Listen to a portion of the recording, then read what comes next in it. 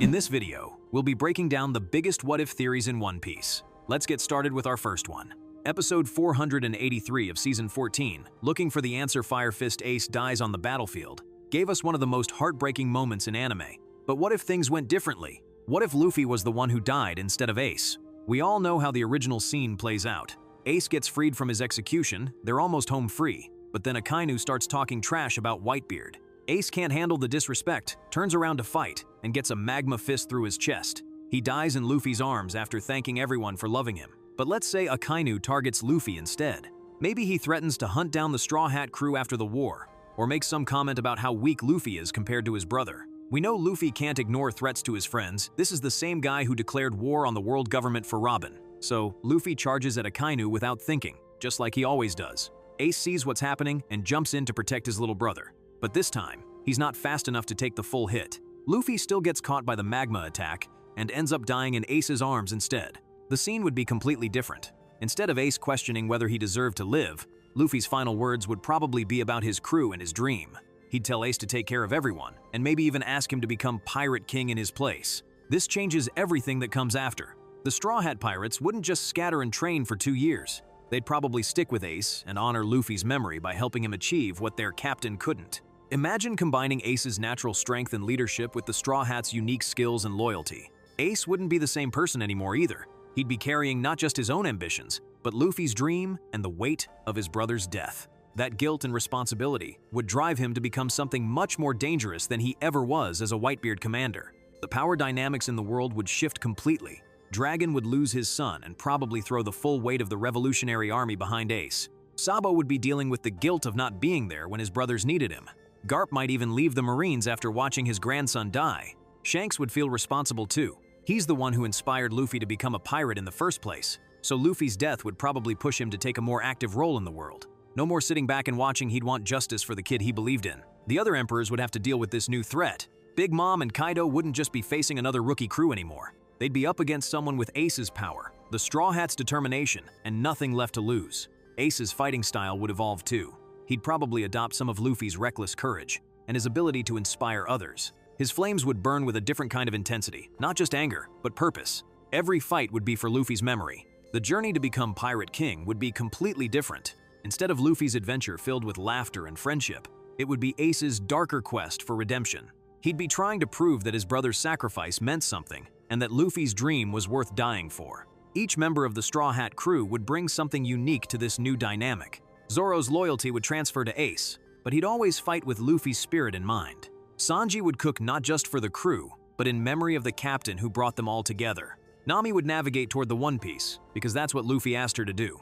The crew dynamics would be fascinating to watch develop. Chopper would probably become Ace's doctor, but he'd always remember how Luffy taught him that even monsters can have friends. Robin would see Ace as another person the world government tried to destroy, creating a bond over their shared hatred of the system. Usopp would tell stories about Luffy's bravery to keep his memory alive, while Frankie would build ships worthy of carrying on the Straw Hat legacy. Brook's role would be particularly meaningful in this timeline. As someone who spent decades alone after losing his crew, he'd understand Ace's grief better than anyone. He might even write songs about Luffy's adventures to preserve his captain's memory for future generations.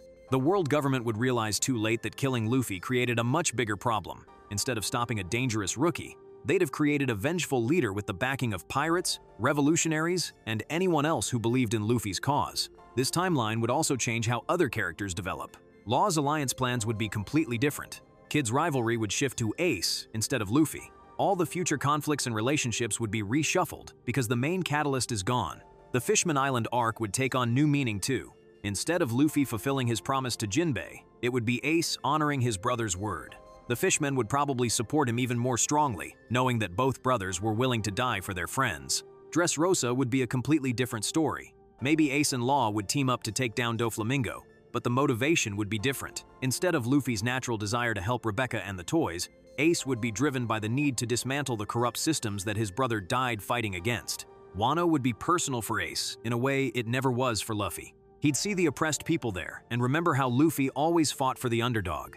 The battle against Kaido wouldn't just be about opening Wano's borders. It would be about proving that the strong should protect the weak, just like Luffy always believed. The final battle for the One Piece wouldn't just be about freedom and dreams. It would be about honoring the memory of someone who died believing in those ideals. Ace becoming Pirate King would be his way of proving that Luffy's life and death had meaning. When Ace finally reaches Laugh Tale and discovers the truth about the One Piece, he'd probably break down crying, not just because of what he learned, but because Luffy wasn't there to share the moment with him. The treasure would feel incomplete without his little brother's laughter echoing through the island. This version of the story would be darker and more intense, but it would also show how one person's sacrifice can inspire others to carry on their will. That's what makes this theory so compelling. It's about how that change ripples through everything that comes after. That's how the story shifts if Ace lived instead. Now, let's turn to our next theory. What if the most important moment in One Piece never happened? What if Luffy stayed a normal kid instead of becoming a rubber man? This theory flips the entire series on its head by removing the one thing that made Luffy special from day one. Episode 4 of Season 1, Luffy's Past, the red-haired Shanks appears, shows us exactly how Luffy got his powers. He's hanging out with Shanks and his crew at the bar in Fuchsia Village when some mountain bandits show up and cause trouble. After they leave, Luffy finds the Gum Gum Devil Fruit in a chest and just starts munching on it like it's a snack. Shanks tries to stop him, but it's too late. Luffy's body becomes rubber and he can never swim again. But what if Shanks had actually been paying attention? What if he locked that fruit away properly, or just told the kid to keep his hands off his stuff? Without eating that devil fruit, Luffy's entire story becomes something completely different. The most obvious change is that Luffy can swim. Sounds simple, but think about how many times being a devil fruit user almost killed him. He wouldn't have to worry about falling into the ocean during fights, and he could actually help his crew with underwater stuff instead of being dead weight who needs saving. But here's the real problem without rubber powers. How does Luffy even become strong enough to survive as a pirate? His whole fighting style is built around stretching his body to throw massive punches. Take that away, and he's just some regular kid with big dreams, and no way to achieve them. The early East Blue battles would be totally different. Against Alvida, Luffy couldn't stretch his arm back for that knockout punch. He'd probably have to grab a stick or something and hope for the best. The guy who ended that fight in seconds might actually struggle against a basic pirate captain. Buggy becomes way scarier without Luffy's natural advantages. Rubber doesn't conduct electricity, and blades don't cut it easily, so Luffy had built-in protection against Buggy's crew. Without that immunity, those circus freaks with their knives and cannons would actually be dangerous. Captain Kuro would probably kill Luffy straight up. Kuro's crazy fast with those razor claws, and normal human skin doesn't bounce back from cuts like rubber does. Luffy might not even make it past Syrup Village, which means no Usopp and no going merry. Don Krieg's whole armored setup becomes a nightmare scenario. The guy's basically a walking weapons factory, and without rubber durability, every hit would do serious damage. Luffy would have to completely change his approach, maybe use actual strategy instead of just charging in head first. Then, there's Arlong, who might be impossible to beat. That fishman's strength is already overwhelming, and his bite attacks would be lethal against regular human flesh. If Luffy can't win that fight, Nami never really joins the crew, and the whole dynamic falls apart. Without his signature powers, Luffy would need some other way to fight. Maybe he'd hunt for a different devil fruit, or focus on learning haki way earlier. He might pick up swordsmanship like Zoro, or become a marksman. Hell, maybe he'd actually use his brain for once and become a strategic fighter. The crew would be different too. Zoro might end up as the unofficial leader since he'd be the strongest. Sanji, being able to swim, wouldn't be as unique since Luffy could help with water rescues. The whole power balance shifts when your captain isn't an unstoppable rubber tank. Luffy's personality would probably change as well. A lot of his reckless confidence comes from knowing his body can take hits that would kill normal people. Without that safety net, he might actually think before jumping into danger. Imagine that, a Luffy who plans ahead. The big question is whether he'd even survive long enough to reach the Grand Line. The East Blue is supposed to be the weakest sea, but Luffy barely made it through several fights, even with his powers. Without them, his adventure might end before it really starts, but maybe losing his rubber abilities would force him to become better in other ways. Instead of relying on brute force, he'd have to outsmart enemies and inspire his crew through pure charisma. He might actually develop into a more well-rounded captain. The Straw Hat would still mean everything to him because of Shanks, but that whole "I'm gonna be Pirate King" declaration might sound pretty hollow coming from a powerless kid. He'd need to prove himself through actions instead of just throwing big punches. This timeline changes how he affects other people too. A lot of characters join Luffy because they're blown away by his incredible abilities and fearless fighting. Without Devil Fruit powers, he'd have to win people over through different means, maybe just being genuinely good person or having an unshakable moral code. His connection to Dragon might become way more important. If Luffy can't rely on special powers, maybe his revolutionary father would actually train him properly, instead of just letting him figure things out. The kid might learn advanced combat techniques or guerrilla warfare tactics. Shanks would probably play a bigger role too. If he still has that Gum Gum fruit, he might eat it himself or give it to someone more responsible. Or maybe he'd feel guilty about not training Luffy better before letting him become a pirate. Without rubber powers defining him, Luffy might discover other hidden talents. Maybe he's naturally good at navigation like Nami, or has cooking skills like Sanji. His whole identity would be built around completely different strengths. The Marines would react differently as well. A lot of Luffy's bounty increases come from showing off crazy devil fruit abilities. Without them, he might fly under the radar longer, or the world government might underestimate him until he's already too dangerous to stop. The Revolutionary Army angle gets more interesting too. Dragon might actually acknowledge his son and provide support if Luffy's struggling without powers. The whole family dynamic could develop differently if Luffy needs help, instead of just bulldozing through every obstacle. Ace and Sabo's relationships with Luffy would change as well. In their childhood, Luffy was always the weakest of the three brothers. Without devil fruit powers, he might stay that way permanently. Ace might feel more protective, and Sabo might try to recruit Luffy into the revolutionaries instead of letting him go off on his own. The training with Rayleigh becomes crucial in this timeline. Instead of just learning to control his existing powers better, Luffy would need to develop entirely new fighting skills. Those 2 years might be spent learning advanced haki techniques, weapon combat, or tactical planning. When he finally reunites with his crew, they might not even recognize him. Instead of the rubber-powered goofball they remember, they'd meet a more serious, strategically minded captain who's learned to fight with his brain instead of just his fists. This version of Luffy would face the harsh reality that most pirates deal with being outmatched by stronger opponents, with no special abilities to fall back on. Every victory would be earned through skill, strategy, and determination, rather than just having the right power set. The journey to become Pirate King would be way harder, but maybe more meaningful. If Luffy could still achieve his dream through pure willpower and leadership instead of rubber punches, it would prove that anyone can reach the top if they're determined enough. That's a pretty powerful message, even if it means no more gear techniques or stretchy combat. That's the world we'd see without the gum-gum fruit shaping Luffy's path. Now it's time to explore what happens if both brothers chose the Marines instead. But before I tell you about that, subscribe to our channel. What if the two most rebellious brothers in One Piece actually listened to their grandfather and joined the Marines instead of becoming pirates?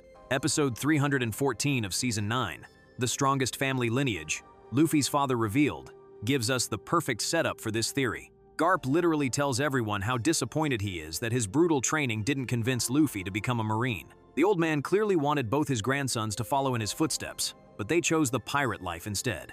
After all those years of getting thrown into jungles and beaten up by his grandfather, Luffy finally breaks and decides maybe being a Marine isn't so bad. And Ace, seeing his little brother make that choice, decides to follow along to keep him out of trouble. The Marine training would be completely different with these two around. Luffy would still be the same reckless kid who can't follow orders, but now he's doing it while wearing a Marine uniform. He'd probably get in trouble every day for questioning stupid rules or helping people the wrong way. Ace would be the more serious one, but he'd have the same problem: he can't stand injustice. So when they see Marines doing corrupt stuff or following orders that hurt innocent people, both brothers would speak up.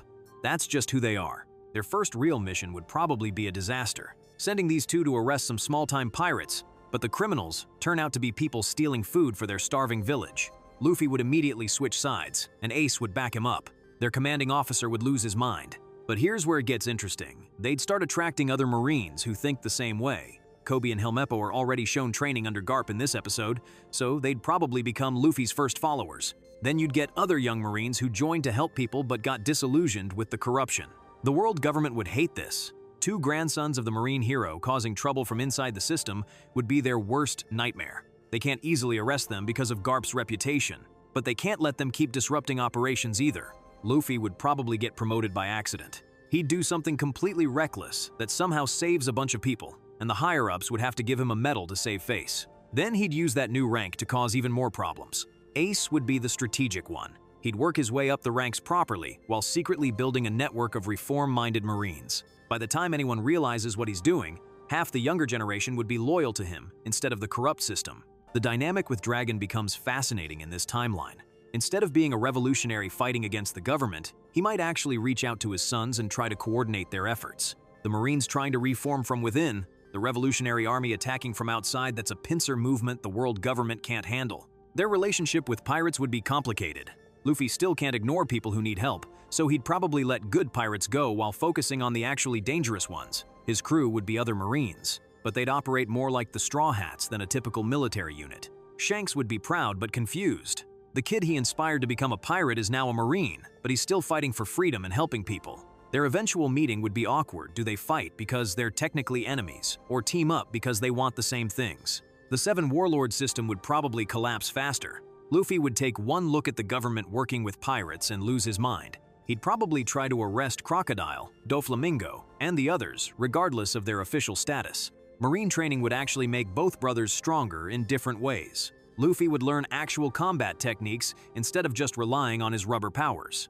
Ace would get access to better hockey training, and maybe even learn some of Garp's advanced techniques. The corruption in the Marines would get exposed much faster with these two stirring up trouble. Every time they encounter injustice, they'd make noise about it. Eventually, the media would start paying attention, and public opinion would shift. Other Marine families would get involved too. Smoker would probably end up mentoring them since he already hates the corrupt system. Tashigi would join their cause. Even some of the vice admirals who still have consciences might start supporting them. The Celestial Dragons would become their biggest enemies. The moment Luffy sees how those world nobles treat people, he'd probably punch one in the face just like in the original timeline. But now he's doing it as a Marine, which makes it even more scandalous. Garp would be torn between pride and frustration. His grandsons finally became Marines like he wanted, but they're causing even more trouble than when they were pirates. At least as pirates, their rebellion was expected. The eventual confrontation with the world government would be epic. Instead of pirates declaring war, it would be Marines rebelling against their own leadership. The symbolism of the Marine flag being used to fight for justice against corruption would be powerful. Ace's connection to Roger would still cause problems. The government would eventually try to use his bloodline against him, but now he's got Marine allies who would defend him. The political fallout would be massive. The whole East Blue would change too.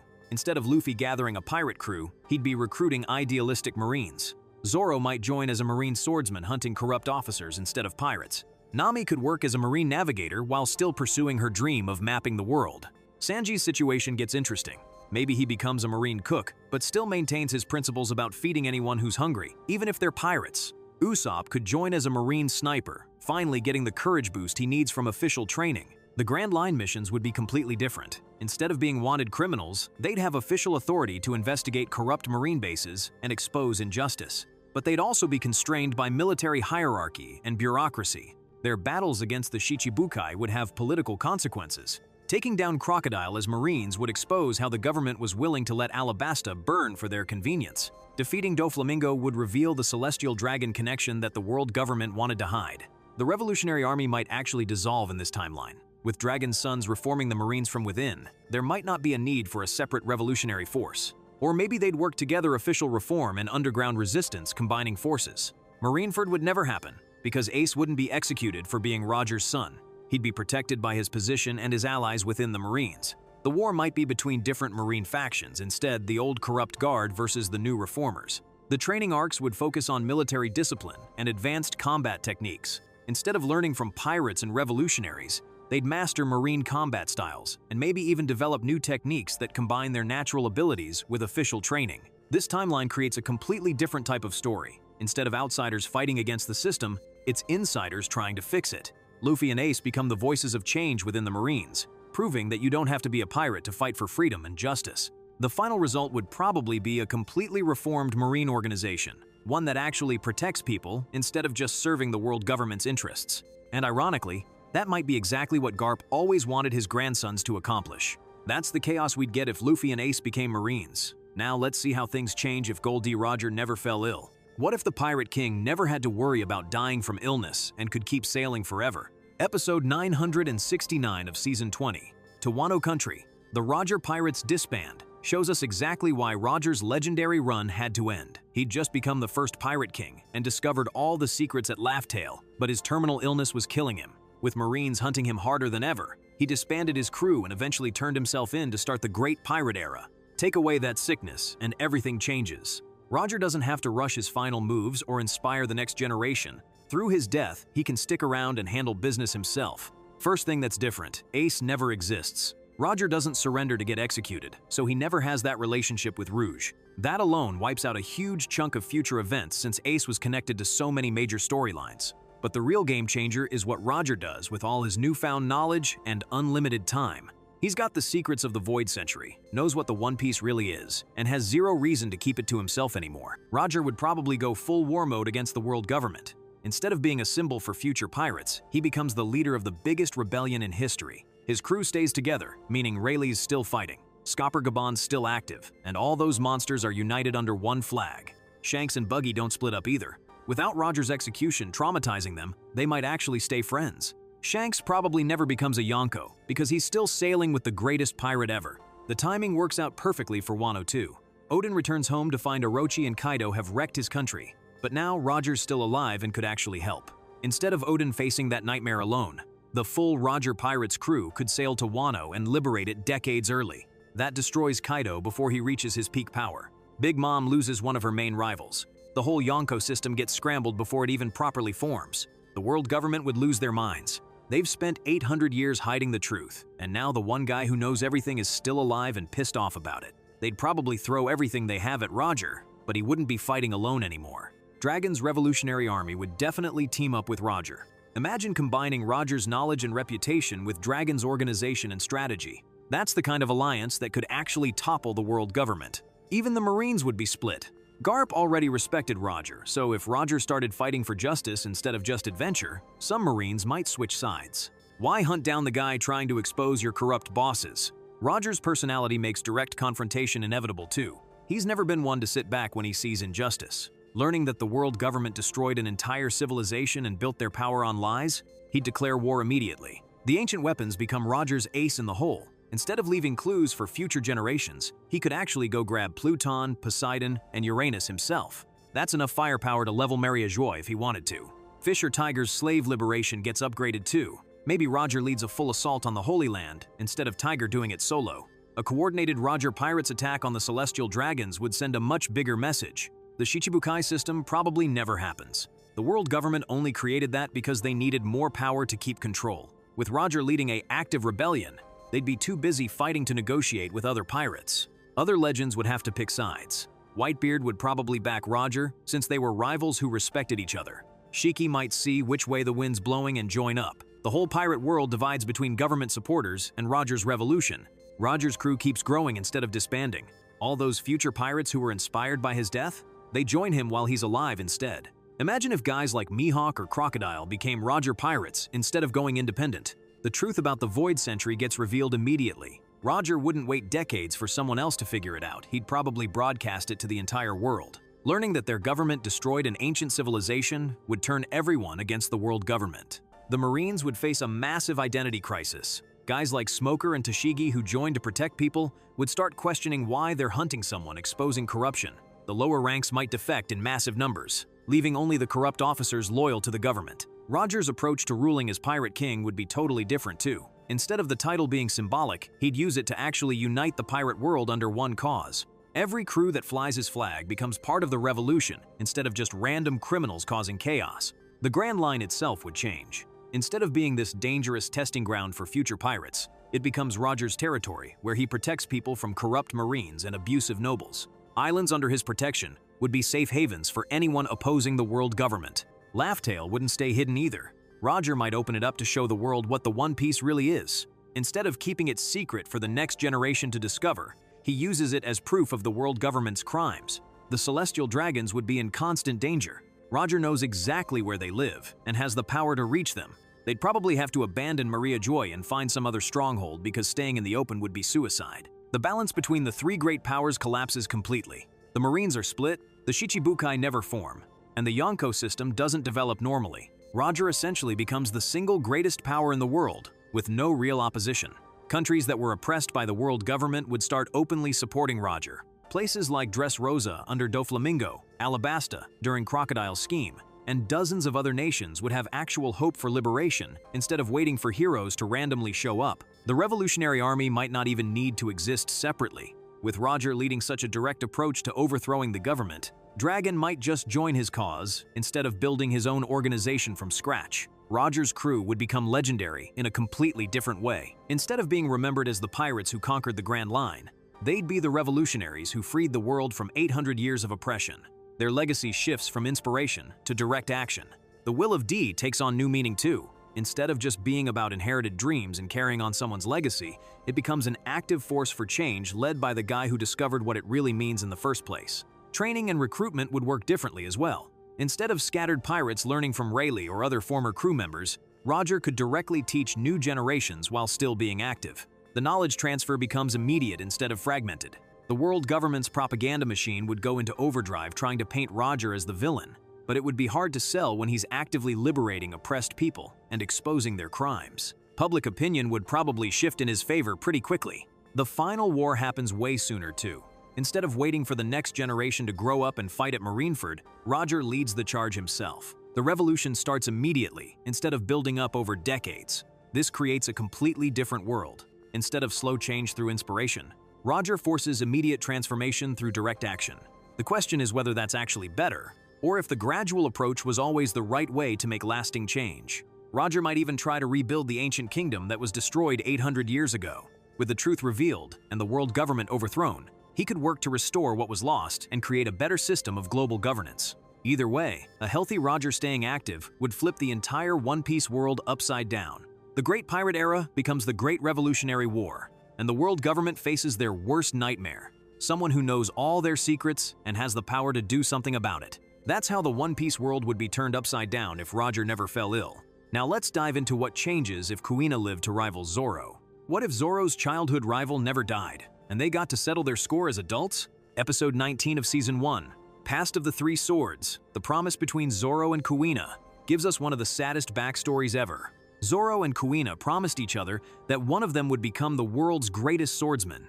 They trained like crazy, pushing each other every single day. But then Kuina dies from falling downstairs, which honestly feels like the dumbest way for such a strong character to go, and Zoro has to carry their dream alone. But what if she just didn't fall? What if Kuina stuck around to keep that rivalry going? Their competition would be absolutely insane. Instead of Zoro just chasing Mihawk, he'd have someone who knew all his tricks, constantly trying to one-up him. Every time Zoro learned a new move, Kuina would figure out how to counter it. Every time she got stronger, he'd have to find a way to match her.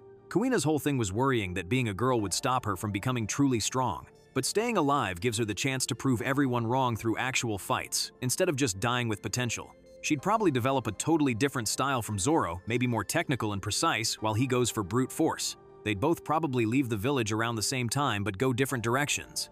Zoro still becomes a bounty hunter, but Kuina might join the Marines, or just wander around challenging strong people. Either way, every newspaper talking about Zoro's wins would also have Kuina's name right there. Their first meeting after years apart would be crazy. Picture Zoro running into Kuina in the middle of some big fight, and they both realize how much the other has grown. Everyone else would probably just stop fighting to watch these two go at it. Mihawk's situation changes completely too. Right now, he's just sitting at the top with nobody really threatening him, but watching two kids push each other to insane levels, he'd actually have to pay attention and maybe even step up his own game. I think Kuina being alive would make Zoro way stronger than he is now. Having her memory motivate him is one thing, but having her actually out there getting stronger every day, that would drive him nuts in the best way possible. The whole gender thing gets interesting too. Kuina would be showing the world that women can absolutely hang with the strongest fighters. Little girls everywhere would see her and know they could do the same thing. That's actually pretty important in a world where most of the top fighters are guys. Their fighting styles would evolve because of each other. Maybe Zoro never comes up with the three-sword style because he's too focused on matching Kuina's technique. Or maybe he creates it specifically to beat her. Either way, they'd be forcing each other to get creative. News about their fights would spread like crazy. Every time they dueled, people would gather to watch. It would be like a major sporting event. The whole world would pick sides and argue about who's better. Other swordsmen would definitely pick favorites too. Some would train hoping to beat Zoro, others would focus on surpassing Kuina. The sword-fighting community would be split right down the middle. Here's a wild thought. What if Kuina joined a crew that eventually fights the Straw Hats? Imagine Zoro having to battle his childhood friend while their crews are going at it around them. That would be emotionally brutal but also amazing to watch. Their promise would get more complicated as adults too. As kids, it was simple, whoever gets strongest wins. But as grown-ups, with different goals and maybe different sides, they'd still want to beat each other. But it wouldn't be as straightforward. The 2-year training period would be different as well. Instead of just Zoro training with Mihawk, maybe they both end up with different masters. Zoro still goes to Mihawk, but Kuina trains with someone else equally legendary. That sets up an even crazier reunion. Their final fight for the world's strongest title would be the most hyped battle in the entire series. It wouldn't just be about strength, it would be decades of friendship, rivalry, and shared dreams all coming together. The whole world would stop to watch. This totally changes the swordsman storyline from Zoro's solo journey into this three-way competition between him, Kuina, and Mihawk. The competition gets way more intense, and when someone finally wins that title, it would feel even more earned. Plus, keeping Kuina alive means their childhood promise gets settled the right way through skill and determination, not tragedy. That's honestly how it should have been from the start. Two kids making a promise and then spending their whole lives trying to fulfill it? That's way better than one of them dying randomly and the other carrying guilt forever. The Straw Hats would probably hear about Kuina constantly too. Every island they visit, people would be talking about Zoro's famous rival. Luffy would definitely want to meet her and probably try to recruit her, not understanding that she and Zoro need to stay on different paths for their rivalry to work. Honestly, the East Blue would probably be completely different with both of them around. Instead of just Roronoa Zoro, the pirate hunter, you'd have the twin demons of Shimotsuki Village, or something equally dramatic. Every dojo would have students trying to copy their techniques. The bounty system would be interesting too. If Kuina joined a pirate crew, her bounty would probably mirror Zoro's almost exactly. The world government would be tracking two equally dangerous swordsmen instead of just one. Every time Zoro's bounty went up, hers would too. Their reunion on the Grand Line would be even more intense because they'd both have grown so much. Zoro would have his experience with the Straw Hats, all those crazy adventures and battles. Kuina would have her own war stories and techniques she picked up. When they finally cross swords again, it would be like watching two completely different fighters who somehow still know each other perfectly. The psychological aspect is huge too. Right now, Zoro carries this weight of being the only one left to fulfill their shared dream. But if Kuina's alive and chasing the same goal, that pressure gets shared. It might actually make him more relaxed in some ways, knowing he's not carrying her memory alone. I genuinely think this would make for a better story. Having two equally matched rivals pushing each other to new heights just creates more interesting dynamics than one person chasing a distant goal alone. Plus, it would give us way more epic sword fights throughout the series. The whole Wado Ichimonji situation would be different too. Instead of Zoro carrying Kuina's sword as a memento, maybe they'd both have matching blades from their sensei. Or maybe she'd let him keep it but demand he prove he's worthy of it every time they meet. That could be their thing. Whoever wins their duels gets to hold on to the sword until the next fight. This timeline just feels more complete, you know? Two childhood friends keeping their promise alive through competition instead of one of them being stuck with survivor's guilt. That's the kind of rivalry that makes legends. That's how the swordsman storyline transforms if Kuina survives to rival Zoro. Now let's look at the painful fallout if the Straw Hats really left Usopp behind. What if Luffy actually meant it when he sailed away and never came back for his sniper? Episode 236 of Season 8. Luffy versus Usopp, the spirit of the clashing men, is probably one of the most heartbreaking episodes in the whole series. Usopp challenges Luffy to a duel over the Going Merry, fights harder than he's ever fought, and gets his ass kicked. Then the crew just sails away, leaving him crying on the shore. We know they eventually get back together, but what if they didn't? This would mess everyone up so badly. Chopper would be devastated. He always saw Usopp as his coward buddy, and losing him would probably make Chopper even more scared of everything. Without someone to be afraid with, he might just shut down completely. The fighting dynamics get screwed too. Usopp was their sniper and gadget guy. Without him covering their backs with long-range attacks, the crew would have to completely change how they fight. Nami would probably be forced to learn combat skills she never wanted. But here's the thing, getting abandoned by his best friends would either destroy Usopp or make him way stronger. And honestly, I think he'd come out stronger. Getting left behind would be the wake-up call he needed to stop being such a coward. He'd probably stay on Water 7 for months, learning shipbuilding from the Galley Law guys. They might feel bad for him and teach him everything they know. By the time he leaves, he'd be building his own ships and actually know what he's talking about. The Soga King thing becomes real in this timeline. Instead of just being a stupid disguise, it becomes who Usopp actually is. He'd keep the mask and start helping people as this mysterious sniper hero. That's way cooler than just being the crew's liar. Without the Straw Hats babying him, Usopp would have to face dangers alone. That would force him to grow up fast. His whole lying problem might even get better since he wouldn't have an audience enabling it all the time. Thriller Bark would suck without Usopp though. He was the only one who could deal with Perona's negative ghost thing because he was already so pessimistic. Without him, the crew might actually lose that fight, which would be wild. Sabaody becomes way more dangerous too. Usopp's sniping skills saved them multiple times against the pacifistas. Without him, some of the crew might not make it out alive. Meanwhile, Usopp's out there building his own reputation. Maybe he joins another crew temporarily or becomes some kind of freelance problem solver. His tech skills would make him valuable to lots of people. The time skip changes everything. The Straw Hats train without their sniper, while Usopp develops completely on his own. He might end up somewhere totally different, learning skills the original Usopp never had. If they ever meet again, it would be so awkward. Usopp would probably be stronger and more confident, but also really bitter about getting left behind. The crew would realize what they lost. but it might be too late to fix things. The Yasopp situation gets weird too.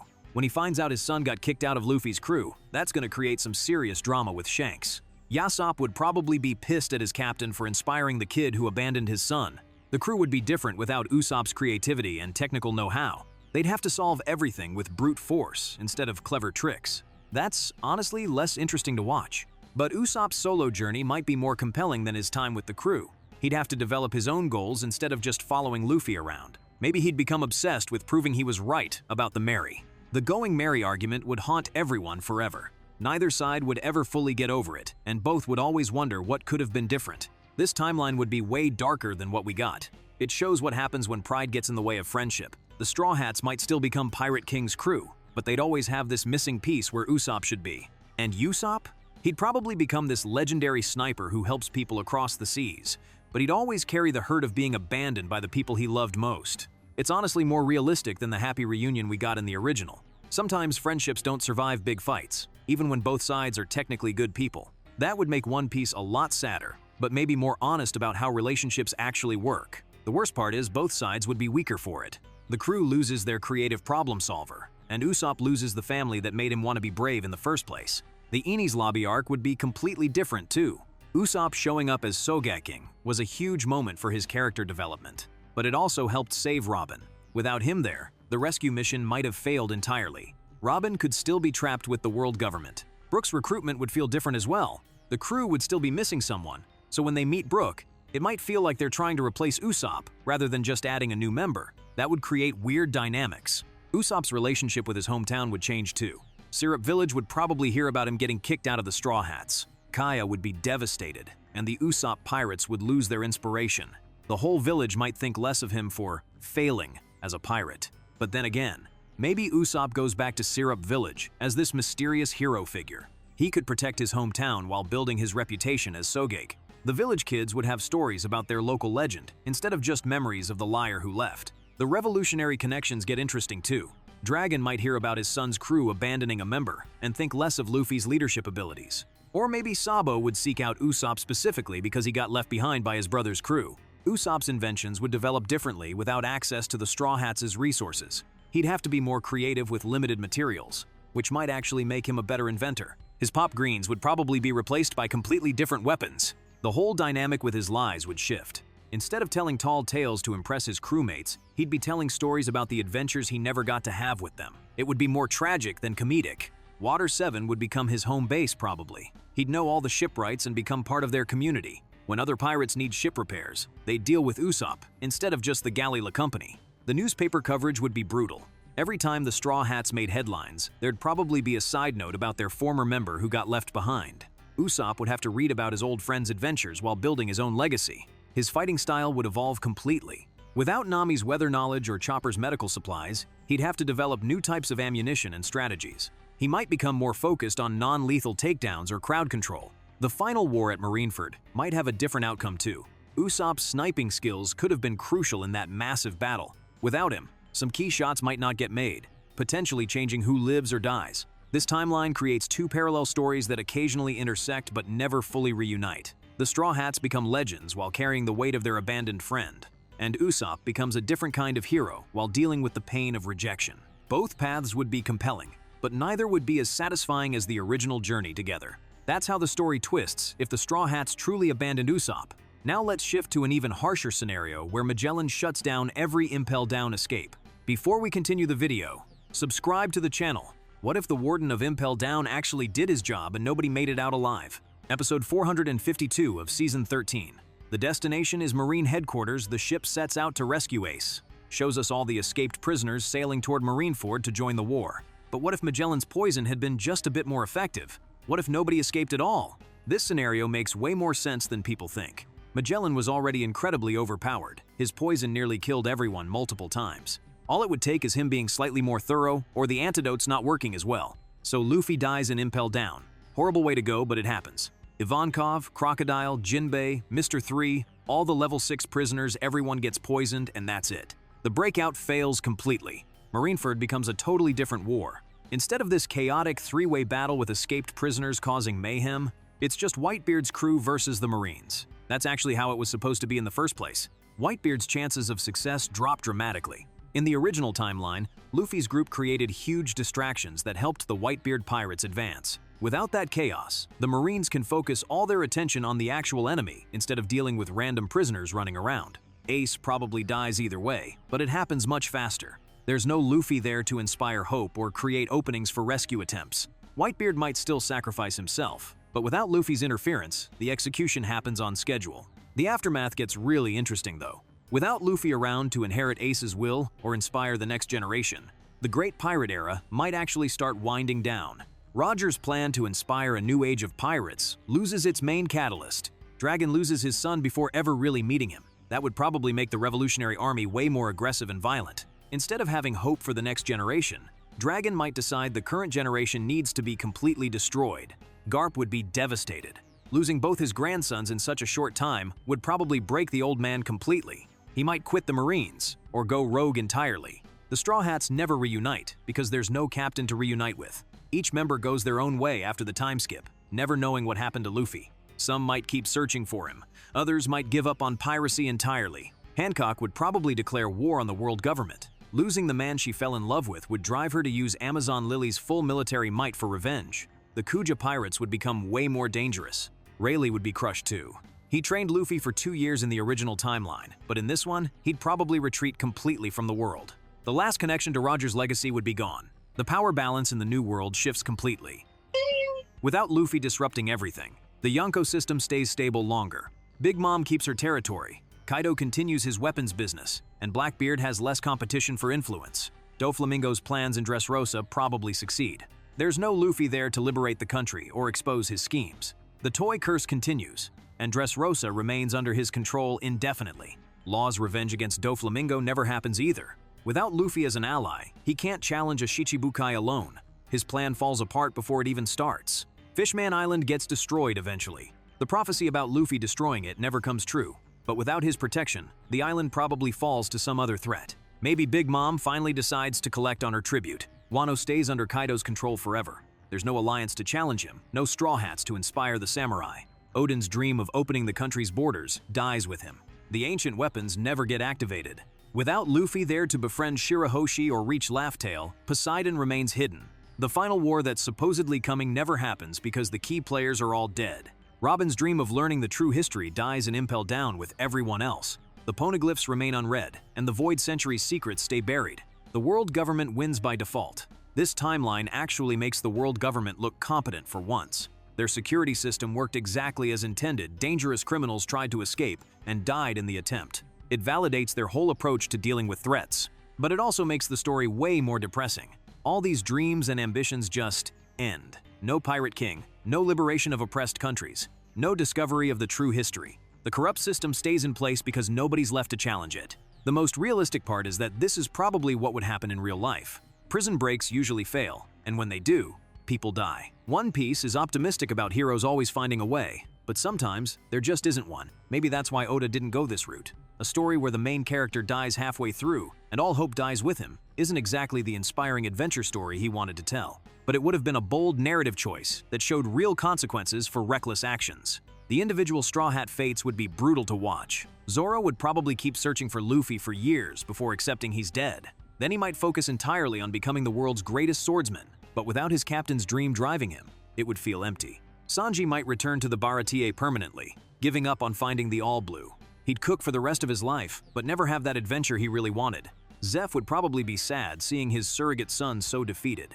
Nami would finish mapping the world eventually, but it would be a lonely journey without her crew. She'd probably become this famous but solitary cartographer, rich but empty inside. Chopper might stay on Drum Island and become the world's best doctor, but he'd never get over losing the first real friends he ever had. His medical research might even focus on finding cures for poison, driven by guilt over not being able to save Luffy. Robin would be the most tragic case. She'd probably go back to being a fugitive archaeologist, but now she knows the true history can never be revealed because the only person capable of reaching Laugh Tale is dead. She'd carry that knowledge alone forever. Frankie might build ships for other crews, but they'd never be as special as the Thousand Sunny that nobody will ever sail. He'd probably become bitter about pirates in general. Brook would be stuck wandering the seas alone again, maybe for another 50 years. His promise to Laboon would be broken because he'd never reunite with his new crew. That's honestly heartbreaking. the ripple effects keep spreading too. Without Luffy's influence, characters like Kobe and Helmeppo might never reach their full potential in the Marines. Rebecca stays a gladiator slave forever. The citizens of Alabasta never learn that their princess was willing to die for them. Shirahoshi never learns to control her power as Poseidon. The Sea Kings remain leaderless, and the prophecy about Joy Boy's return becomes meaningless. The whole cycle of liberation that's been building for 800 years just stops. Even worse, Blackbeard would probably succeed in whatever his endgame is. Without Luffy as a rival to challenge him, Teach could potentially become the most powerful person in the world. He'd have his multiple devil fruits, and no real opposition left. This timeline proves that sometimes, the heroes really do need to win for the world to stay hopeful. Without Luffy's infectious optimism and determination, everyone else just gives up on their dreams. It's a domino effect where one person's death destroys the hopes of countless others. The world keeps turning, but it's a darker place without the Straw Hat Pirates to light the way forward. That's the bleak fallout if Magellan shuts Impel down for good. Now let's jump to an even darker timeline where Rox D. Zebek wins at God Valley. What if the most terrifying pirate crew in history actually succeeded in their plan and took over the world? Episode 958 of Season 20, A Legendary Battle, Garp and Roger, gives us the backstory of the God Valley incident, where Garp and Roger teamed up to stop the Rox pirates 38 years ago. But what if that alliance had failed? What if Rox D. Zebek had won that day? The world would be completely unrecognizable. Rox wasn't just any pirate captain he had. Whitebeard, Big Mom, Kaido, and Shiki all serving under him. That's literally 4 future Yonko on one crew, plus their captain, who was apparently even more dangerous than all of them. The world government would probably cease to exist.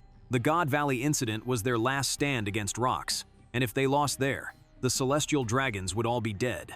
The whole corrupt system that's ruled the world for 800 years would collapse in a single day. But here's the scary part. Rox winning doesn't mean freedom for everyone. This guy was described as extremely violent, and his crew members constantly fought each other even while serving him. A world ruled by Rox would be pure chaos and terror. The individual Yonko never would have developed their own territories. Big Mom wouldn't have Whole Cake Island, Kaido wouldn't rule Wano, and Whitebeard wouldn't have his family-style crew. They'd all still be serving under Rox, probably competing for his approval through increasingly violent acts. Roger's journey changes completely too. Without the world government to oppose, what would drive him to become Pirate King? Maybe he'd become the leader of the resistance against Rox instead. The Roger pirates might end up as freedom fighters rather than treasure hunters. Garp would probably be dead or in hiding. If the Marines lost at God Valley, their greatest hero would either die in the battle or spend the rest of his life as a wanted fugitive. There'd be no Marine hero inspiring the next generation. The ancient weapons would probably be in Rox's hands. Without the world government to hide them, Rox could have acquired Pluton, Poseidon, and Uranus to cement his rule. That's enough firepower to destroy entire islands, which fits his violent nature. Dragon's revolutionary army might never form because there'd be no world government to revolt against. Or maybe it becomes an anti-Rox resistance movement instead. Either way, Dragon's whole motivation and approach would be different. The Great Pirate Era probably never happens. Roger's execution inspired countless people to become pirates, but in a world where Rox already rules everything, there'd be no point. You'd either serve him or die trying to oppose him. Individual islands would be way worse off too. Instead of just paying tribute to the world government, they'd have to deal with whatever crazy demands Rox makes. And given how violent his crew was, those demands would probably be brutal. The slavery situation gets more complicated. The Celestial Dragons kept slaves, but they at least had some rules about it. Rox and his crew would probably just enslave whoever they wanted with no limits at all. The whole world might become one giant slave operation. Shanks would grow up in a completely different world. Instead of being inspired by Roger's adventures, he'd see the reality of what happens when the strongest pirates actually win. He might become a much darker character, or maybe he'd be the one to eventually challenge Rox's rule. The Will of D takes on new meaning too. Instead of being about dreams and freedom, it becomes about the conflict between different D-bearers. Rox has the initial, but so does Garp and Roger. Maybe that's why they were the only ones who could stop him. Fishman Island would probably be destroyed. Without the world government's protection, however flawed it was, and with Rox's violent tendencies, the Fishmen would likely face genocide. There'd be no Jinbei to eventually help bridge the gap between species. The technological development of the world might actually accelerate under Rox. With no world government to suppress dangerous research, scientists might create even more destructive weapons, but they'd all serve Rox's agenda of domination. Education and culture would probably disappear. The world government at least preserved some knowledge and history, even if they censored parts. Under Rox, everything would be about serving his rule. Books, art, music, all of it would either support his regime or be destroyed. The most terrifying part is that this timeline might be stable. With that much power concentrated in one person, and with the most dangerous pirates as his enforcers, who could possibly challenge Rox? The world would be trapped under his rule forever. The next generation would grow up knowing nothing but Rox's rule. Kids like Luffy, Law, and Kid would never dream of becoming pirates because piracy would just mean serving Rox. The whole concept of freedom and adventure would be foreign to them. Religious beliefs would probably get twisted too. Instead of worshipping the celestial dragons as gods, people might be forced to worship Rox. Any existing religions would either adapt to praise him or get wiped out completely. The Marines would either be completely destroyed or absorbed into Rox's forces. All those idealistic young people who joined to protect civilians would either be dead or forced to become enforcers for a tyrant. The concept of justice would become whatever Rox says it is. Trade and commerce would work completely differently. Instead of multiple kingdoms and organizations doing business with each other, everything would flow through Rox's empire. He'd probably take a cut of every transaction and use economic control to keep people in line. The Grand Line itself might be restructured. Rox could potentially move or destroy islands to better suit his needs. The whole geography of the world could be different, designed around maintaining his power rather than natural development. Devil fruits would probably be hoarded by Rox and his inner circle. Instead of being scattered across the world for people to find randomly, he'd keep them as rewards for loyal service or tools for his commanders. The power balance would be even more skewed. Medical knowledge might stagnate too. Without competition between different factions, there'd be less incentive to develop new treatments or cures. People would get whatever healthcare Rox decides they deserve, and that's it. The concept of inherited will would be completely different. Instead of people carrying on the dreams of those who came before them, everyone would be focused on serving Rox's vision. Individual ambitions would be crushed before they could develop. Maybe some isolated islands would manage to stay hidden from Rox's rule, creating pockets of the old world. These places would become legends, with people telling stories about how things used to be before the terror began. The irony is that Rox winning might actually unite the world in a way the world government never could.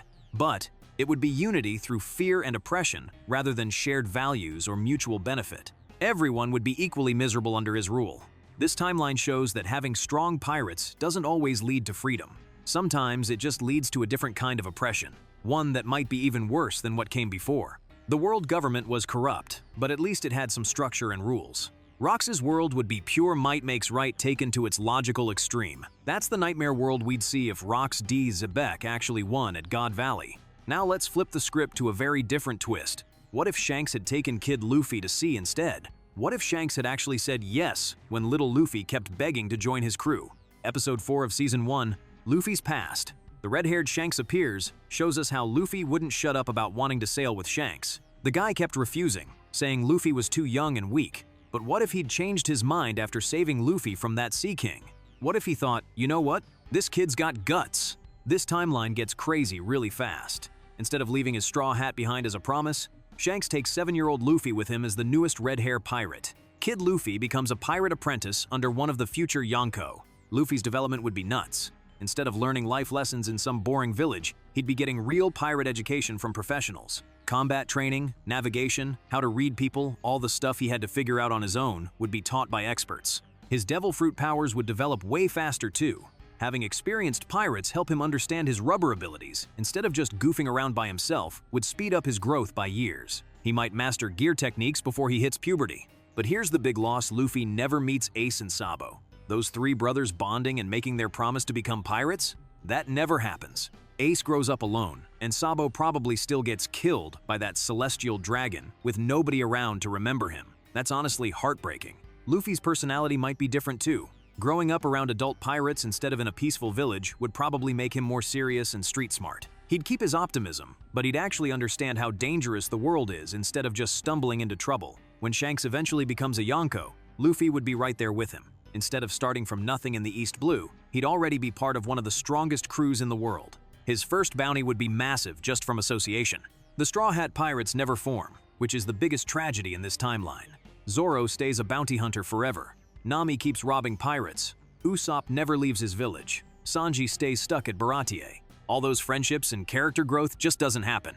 Maybe Luffy eventually leaves Shanks' crew to start his own though. Pirates do that sometimes. Look at how Blackbeard ditched Whitebeard's crew. Maybe teenage Luffy decides he wants to be captain instead of just another crew member. If that happens, his recruitment would be totally different. Instead of stumbling into friendships like he did originally, He'd probably handpick skilled pirates strategically, more calculating, less emotional connections. His fighting style would change completely. Growing up around Shanks means learning advanced hockey way earlier. Luffy might never develop his gear techniques because he'd have proper hockey training from childhood. Honestly, that might make him stronger in the long run. The Revolutionary Army situation gets weird. Dragon would know his son is sailing with Shanks, but would he be cool with that? Shanks isn't exactly a revolutionary, so Dragon might try to poach Luffy from that crew. Garp would completely lose his mind. His grandson becoming a pirate was bad enough, but becoming one under Shanks' direct influence? That would probably push the old Marine completely over the edge. Luffy's bounty progression would be insane. Instead of starting at 30 million berries, his first bounty might be 100 million or more just because he's part of Shanks' crew. The world government would mark him as a major threat immediately. When Shanks meets Whitebeard, Luffy would be sitting there listening to conversations between two Yonko. He'd learn about pirate politics way earlier than in the original story. That knowledge would shape how he approaches everything. The Marineford War becomes completely different. If Ace still gets captured somehow, Luffy wouldn't need to break out of Impel Down. He'd show up at Marineford with the full red hair pirates backing him up. That changes the entire battle. Actually, Ace might never get captured at all. With Luffy as part of Shanks' crew, maybe Shanks steps in before the whole Blackbeard situation goes too far. He might actually prevent that tragedy. Luffy's relationship with Garp would be way more messed up. Instead of just being disappointed in his grandson's career choice, Garp would be actively hunting him as part of one of the most wanted crews in the world. Family dinners would be awkward. The Roger connection becomes obvious much earlier too. People would notice the similarities between Luffy and the former Pirate King way sooner, especially with him being trained by one of Roger's old apprentices. But honestly, this timeline might not be better for Luffy as a person. The whole point of his original journey was learning to make friends, trust people, and inspire others through his own determination. Growing up in an established crew might rob him of those crucial experiences. Plus, would Luffy ever become Pirate King in this scenario? Being part of someone else's crew, even Shanks's, might limit his potential. He'd be incredibly strong, but he might never develop the leadership qualities that make him special in the original timeline. The will of D might work differently too. Instead of inherited will driving him to surpass those who came before, he'd be more focused on living up to his mentor's expectations. That's a totally different motivation. His crew relationships would be weird as well. Instead of the Straw Hats being his chosen family, the Red Hair Pirates would fill that role. But would those bonds be as strong? The Straw Hats chose each other, the Red Hair Pirates would just be co-workers who happened to raise him. Training methods would be completely different too. Instead of learning through trial and error and near-death experiences, Luffy would get structured lessons from professional pirates. That might make him stronger technically, but would he develop the same creative problem-solving skills? The whole East Blue saga never happens in this timeline. No Alvida, no Buggy encounters, no Captain Kuro, no Don Krieg, no Arlong. All those formative experiences that taught Luffy about justice and protecting people just get skipped. Romance Dawn as a concept becomes meaningless. Instead of a new dawn of adventure starting when Luffy leaves his village, it would have started years earlier when Shanks took him to sea. The symbolism completely changes. Luffy's cooking skills would probably be way better though. Growing up on a pirate ship means learning to contribute to daily life, including meal prep. He might actually be a decent cook instead of just being able to eat anything. This scenario shows how much your environment shapes who you become. Village Luffy grows into an inspiring captain who changes the world through friendship and determination. Pirate-raised Luffy might become just another strong crew member in someone else's story, which honestly feels like a waste of his potential. That's the wild reality we'd get if Shanks actually took Kid Luffy to sea. Now let's switch gears and imagine what happens if Chopper never poisoned Hiraluk by mistake. What if Chopper had found the right mushroom and actually helped cure his father figure? Episode 86 of Season 3, Hiraluk's Cherry Blossoms and Inherited Will, shows us one of the most heartbreaking moments in Chopper's backstory. He tries so hard to help Hiraluk by finding that special mushroom, but it turns out to be poison. Kureha has to break the news that there's no cure-all medicine and that Chopper accidentally made things worse. But what if he'd found the right mushroom instead? This changes everything for Drum Island. Hiraluk doesn't die from the poison, which means he's still alive when Wapol tries to execute him at the castle. Instead of sacrificing himself in that explosion, Hiraluk could actually fight back or escape. With Hiraluk still alive, Chopper's whole character development shifts. He doesn't carry that crushing guilt about accidentally killing his adoptive father. Instead, he gets to keep learning from both Hiraluk and Kureha at the same time. That's two different medical philosophies shaping him instead of just Kureha's harsh realism. Hiraluk would probably keep working on his Cherry Blossom project. His whole thing was believing that laughter and wonder could cure people's hearts, even if it couldn't cure their diseases. With more time to work, he might actually figure out how to make those pink snow clouds that could heal people's spirits. The political situation on Drum Island gets more interesting too. Instead of Dalton being the only one standing up to Wapol, now you've got Hiraluk actively opposing him as well. Two different types of rebellion: Dalton's military approach and Hiraluk's more peaceful resistance. Wapol would probably get more paranoid and violent. Having a doctor openly defying him and inspiring hope in the people would drive him crazy. He might crack down even harder on the remaining doctors, making the island's medical situation even worse. When the Straw Hats arrive, they'd find a completely different dynamic. Instead of just Kureha and Chopper on the mountain, Hiraluk would be there too. Luffy would probably love the old quack doctor's optimism and dreams about healing people's hearts. Chopper's decision to join the crew becomes more complicated. In the original timeline, he leaves partly because Hiraluk is gone and he wants to see the world his father figure dreamed about. But if Hiraluk is still alive, would Chopper really abandon him to sail with pirates? Maybe Hiraluk would encourage Chopper to go anyway. The old doctor always believed in chasing impossible dreams, so he'd probably tell Chopper to follow his heart and see the world. That would make the goodbye even more emotional, because it's a choice instead of a tragedy. Hiraluk's medical knowledge would improve too. Having more time to study with Kureha means learning actual medicine to go with his passion for healing. He might become a legitimately good doctor instead of just a well-meaning quack. The cherry blossom research could lead to some amazing discoveries. What if Hiraluk figures out how to create medicine that actually does heal people's hearts and spirits? Not like a cure-all, but something that helps with depression and despair. Chopper's fighting style might be different as well. Learning from both doctors means getting Hiraluk's creative thinking, along with Kureha's practical skills. His transformations might be more innovative, combining medical knowledge with outside-the-box solutions. The Rumble Ball development becomes a joint project. Instead of Chopper creating them on his own, he might work with both his mentors to perfect the formula. That could make them safer and more effective. When Wapol eventually gets kicked off the island, the rebuilding process would be different. Instead of just Dalton leading the recovery, you'd have Hiraluk helping to restore people's hope and faith in medicine. The island might recover faster emotionally. The connection to the Will of D gets interesting too. Hiraluk's whole philosophy about people only truly dying when they're forgotten aligns perfectly with how the D clan carries on inherited dreams. Having him alive longer means more time to pass that wisdom to Chopper. Chopper's role on the Straw Hat crew might evolve differently as well. Instead of just being the doctor who learned from one mentor, he'd bring knowledge from two very different medical approaches. That could make him more versatile in treating the crew. The relationship between all three doctors would be fascinating to watch. Kureha's cynicism, Hiraluk's optimism, and Chopper's innocent curiosity creating this weird but functional medical team.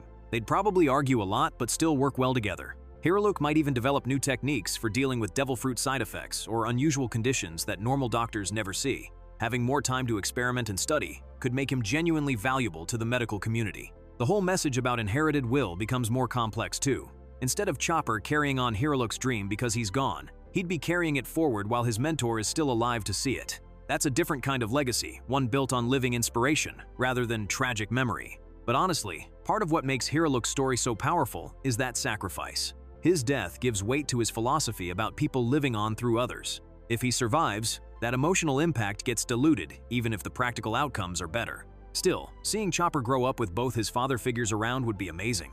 The little reindeer deserve to have that family intact, even if it changes the dramatic stakes of his story. This timeline gives us a gentler version of Chopper's origin, where love and determination actually save the day instead of leading to tragedy. Sometimes, that's exactly what we need. Now, let's see how things could have turned out in another twist of fate. What if Oden didn't fall for that cheap trick and actually finished off Kaido when he had the chance?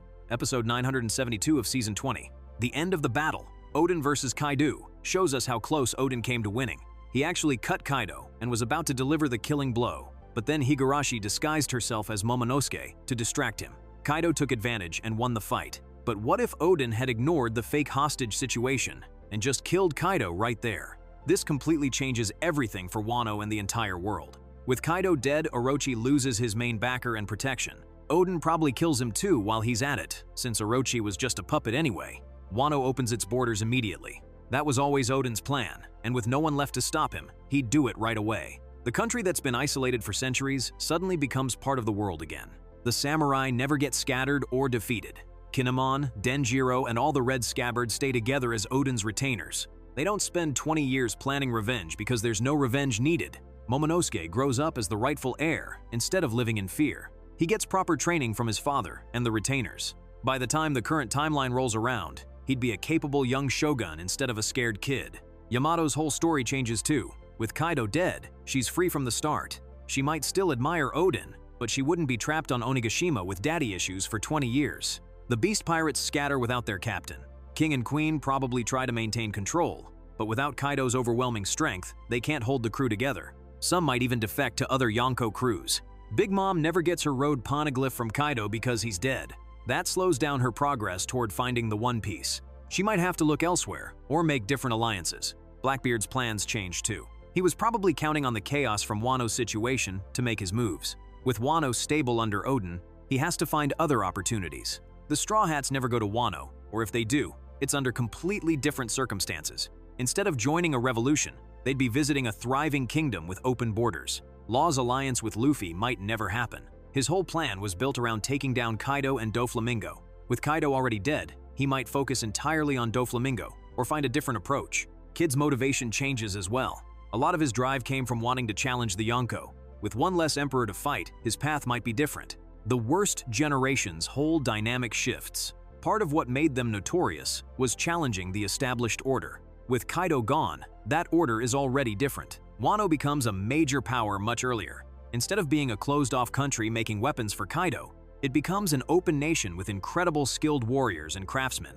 The weapon factories get shut down immediately. Odin would never allow his country to fuel wars across the world. That affects conflicts everywhere since Wano was a major arms supplier. Ancient Wano technology becomes available to the world. All those advanced techniques and knowledge that were locked away get shared with other countries. The Kozuki clan's connection to the poneglyphs becomes known sooner. With Wano open, other people might learn about the true history much earlier. Roger's connection to Wano gets revealed too.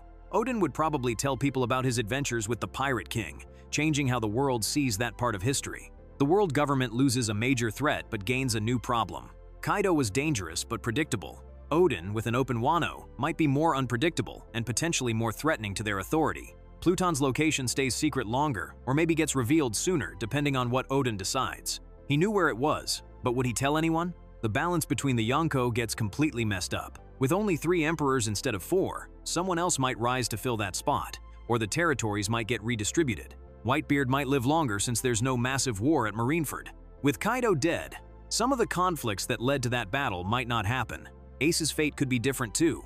If the power balance is shifted, maybe his confrontation with Blackbeard goes differently. Or maybe Whitebeard makes different decisions about revenge. Marco and the other Whitebeard pirates might have different roles. Without the trauma of losing their captain at Marineford, they could remain a major force in the new world. The weapons trade across the world changes dramatically. Countries that relied on Wano's output have to find new suppliers, or maybe pursue peace instead of constant warfare. Odin's dream of opening Wano happens 20 years early. His children grow up in the world he wanted to create. The samurai culture gets preserved but also evolves through contact with the outside world. The 9 Red Scabbards would have completely different lives too.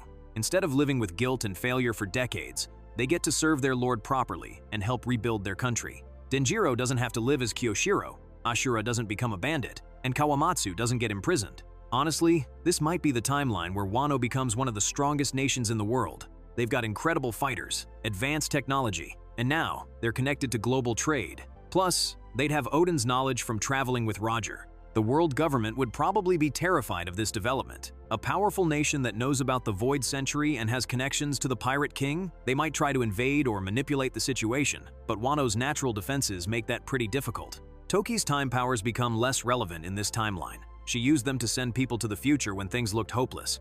But with Odin winning, there's no need for that desperate measure. She gets to live a normal life with her family. The underground world changes too. With no beast pirates controlling weapons manufacturing, other criminal organizations have to step up or find new revenue streams. The power vacuum creates opportunities for smaller players. Fisher Tiger's story might be different as well. If the world's power balance shifts enough, maybe his liberation of slaves happens under different circumstances. Or maybe he gets support from unexpected places like an open Wano. Robin's journey to learn about the poneglyphs could be easier. Instead of hiding and running for years, she might find sanctuary in Wano, where her knowledge is actually valued and protected. The whole concept of inherited will plays out differently too. Instead of the Scabbards carrying on Odin's failed dream, they get to help him achieve it while he's alive. That's a way more positive version of that theme. Luffy's development might be affected as well. Part of his growth comes from seeing how oppression affects people and fighting against it. If Wano is already free and thriving, that's one less lesson in his journey toward understanding what it means to be Pirate King. the ancient weapon situation gets complicated. Wano apparently has connections to Pluton, and with the borders open, that knowledge might spread. Other powers would definitely want to get their hands on that information. Sea stone production and trade would change completely. Instead of being controlled by Kaido for his own purposes, it might become a legitimate export that helps fund Wano's development. That could make their economy incredibly strong. This timeline proves that sometimes one moment really can change everything. Oden's victory doesn't just save Wano, it reshapes the entire power structure of the world and gives hope to people who might otherwise suffer under tyranny. The only downside is that we'd miss out on seeing the Straw Hats liberate Wano, which was honestly one of the most satisfying arcs in the series. But seeing Oden achieve his dream and his children grow up free would be pretty amazing too. That's how everything changes if Oden killed Kaido. Now let's see what happens in another wild scenario. If you're enjoying the video so far, subscribe to our channel. What if every ridiculous lie Usopp ever told suddenly became reality the moment he said it? Episode 77 of Season 2, Farewell to the Giant's Island, On to Arabasta, actually shows us one of Usopp's lies coming true. He told Nami and Vivi about a giant goldfish, and everyone thought he was making it up again. But then the Island Eater appears basically a massive fish that could swallow islands. His lie was actually true this time, but imagine if that happened with every single story Usopp tells. The moment words leave his mouth, reality bends to make them happen.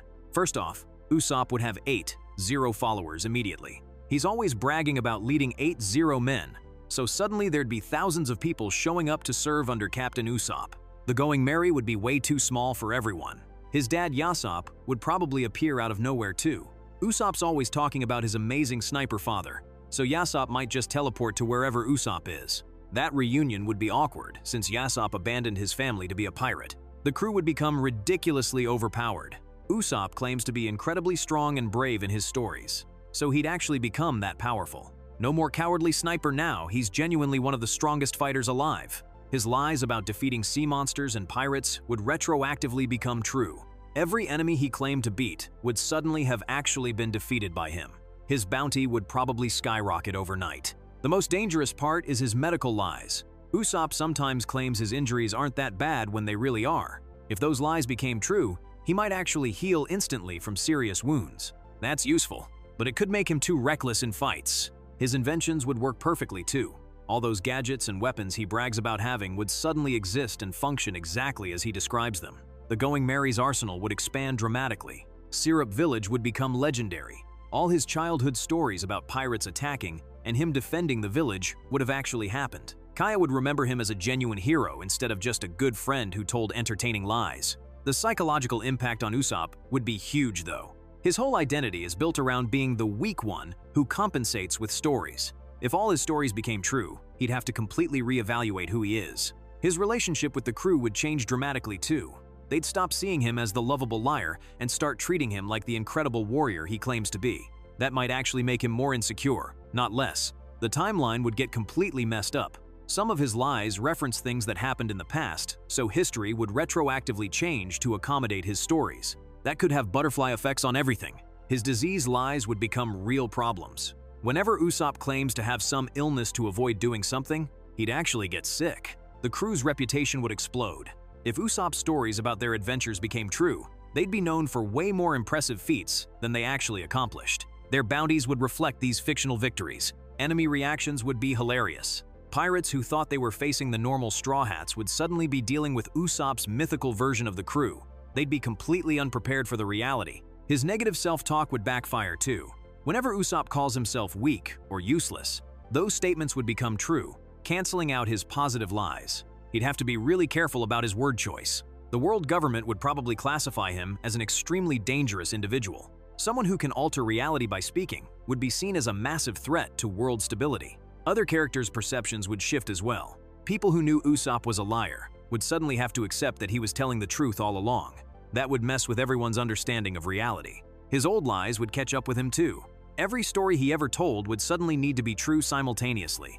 The logistics of making all those contradictory tales work together would create some weird situations. Honestly, this power would probably drive Usopp crazy. Part of what makes him endearing is that he knows he's lying, but does it anyway to cope with his fears. If the lies became reality, he'd lose that self-awareness. The crew dynamics would suffer as well. Usopp's role as the normal guy who gets scared provides balance to all the monster fighters. If he became as powerful as his stories claim, that balance would be gone. But maybe the most interesting part is how it would affect his growth as a person.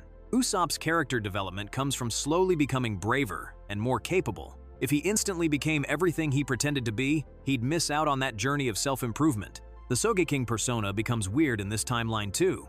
If all his lies are true, then he really would be this legendary sniper hero. The mask wouldn't be a disguise to give him confidence, it would just be his actual identity. His lies about treasure would create massive economic problems. Every time he claims to have found incredible riches, those treasures would materialize. The world economy would crash from all the sudden influx of gold and jewels. The Grand Line itself might change shape. Usopp sometimes exaggerates about islands they've visited or routes they've taken. If those lies became reality, the geography would constantly shift to match his stories. His pop greens would become even more ridiculous. He already brags about their capabilities, but if those boasts became true, his plants would be capable of destroying entire fleets or creating massive forests instantly. The Marines would have a nightmare tracking him. Every time Usopp tells a story about escaping from them, those escapes would retroactively become true. Their records would be full of contradictory reports about impossible feats. His romantic lies would cause chaos too. If he ever claimed to have a girlfriend in some port town, that person would suddenly exist and remember their relationship. That could create some uncomfortable situations. The scientific community would be baffled. Usopp's lies often involve impossible physics or biology. If reality bent to accommodate those stories, scientists would have to completely revise their understanding of how the world works. His weather predictions would become eerily accurate. When he makes up stories about storms or calm seas, the weather would change to match his descriptions. The crew would never be caught off guard by climate again. But the scariest part is what happens when he tells stories about the crew dying or getting seriously hurt. If those lies became true, his friends would actually experience those traumas. He'd have to stop talking entirely to protect them. This scenario shows how sometimes our flaws and limitations are actually important parts of who we are. Usopp, without his lies and fears, wouldn't really be Usopp anymore. His journey from coward to brave warrior would be meaningless if he could just speak his courage into existence. The whole concept of inherited will gets messed up too. Usopp's supposed to carry on his mother's strength and eventually surpass his father through his own efforts. If he just becomes powerful through magical lies, that character growth becomes hollow. Maybe the worst part is that this power would isolate him from everyone else. The crew bonds with Usopp, partly because he's relatable, he gets scared, he makes mistakes, he's not naturally gifted like the others. If he became this reality-bending force, he'd lose that human connection that makes him special. That's the chaos we'd see if all of Usopp's tall tales became reality. Now let's shift over to another dark twist of fate. What if the world nobles had actually taken Doflamingo back when his father begged them to save his family? Episode 702 of Season 17, A Celestial Dragon, Doffy's Stormy Past, shows us that brutal rejection scene where Homing calls Mary Jiwais begging for help. The world nobles basically tell him to never contact them again, because he's just a human now. But what if they'd changed their minds and decided to take Doflamingo back? This creates one of the most terrifying timelines possible. Doflamingo returns to Mary Jiwais as a traumatized kid who's experienced real suffering for the first time. He knows what it's like to be hungry, to feel pain, to be hunted like an animal. But now, he's back in a position of absolute power. Normal celestial dragons are awful because they've never experienced hardship. Doflamingo would be worse because he has experienced it and developed a twisted perspective on suffering. He'd probably become the most sadistic world noble in history. His mother and Rosinante might get accepted back too, but the damage is already done.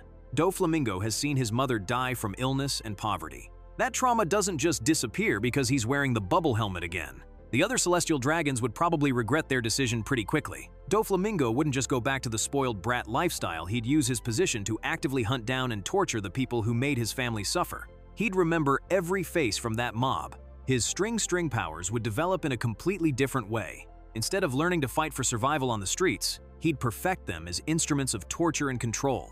The world government would have a psychopath with godlike authority and supernatural abilities. Law never gets recruited by the Don Quixote pirates because that crew never forms. He probably dies from his amber lead poisoning, since there's no one to help him.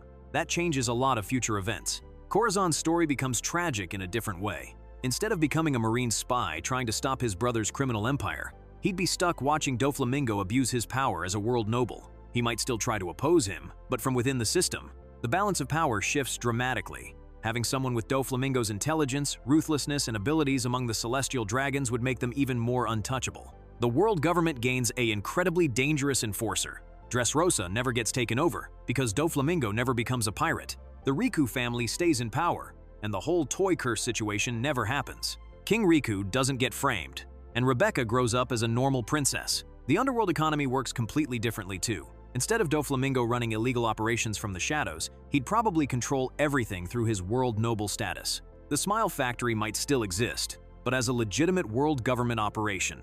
His relationship with Kaido changes as well. Instead of being business partners in the underworld, Doflamingo might use his authority to command Kaido directly. The world government would have influence over Yonko through their celestial dragon connection.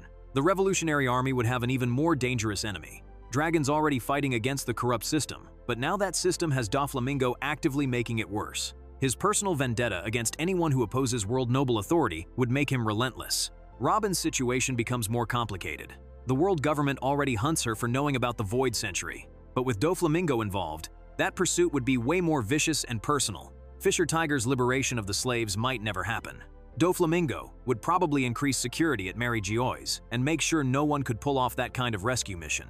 The Shichibukai system might not exist either. With Doflamingo as a world noble enforcer, the government might not need to make deals with pirates. They'd have their own supernatural powerhouse to handle threats. His twisted sense of justice would poison the entire world government. Instead of just being corrupt and selfish, they'd become actively malevolent under his influence. He'd probably push for more extreme measures against anyone who threatens their authority. Hancock's story might be different too. If Doflamingo had been involved in the celestial dragon system when she was enslaved, her treatment might have been even worse. Or maybe he would have prevented Fisher Tiger's rescue entirely. The most disturbing part is how this would affect his personality development. Normal Doflamingo is evil but charismatic. World Noble Doflamingo would have all that evil, plus the absolute certainty that he's justified in everything he does because of his divine status. His family dynamics would be messed up forever. He'd never forgive his father for causing their suffering, but he also couldn't openly rebel against him without losing his status. That internal conflict would probably make him even more unstable. The Straw Hats would face a completely different threat landscape.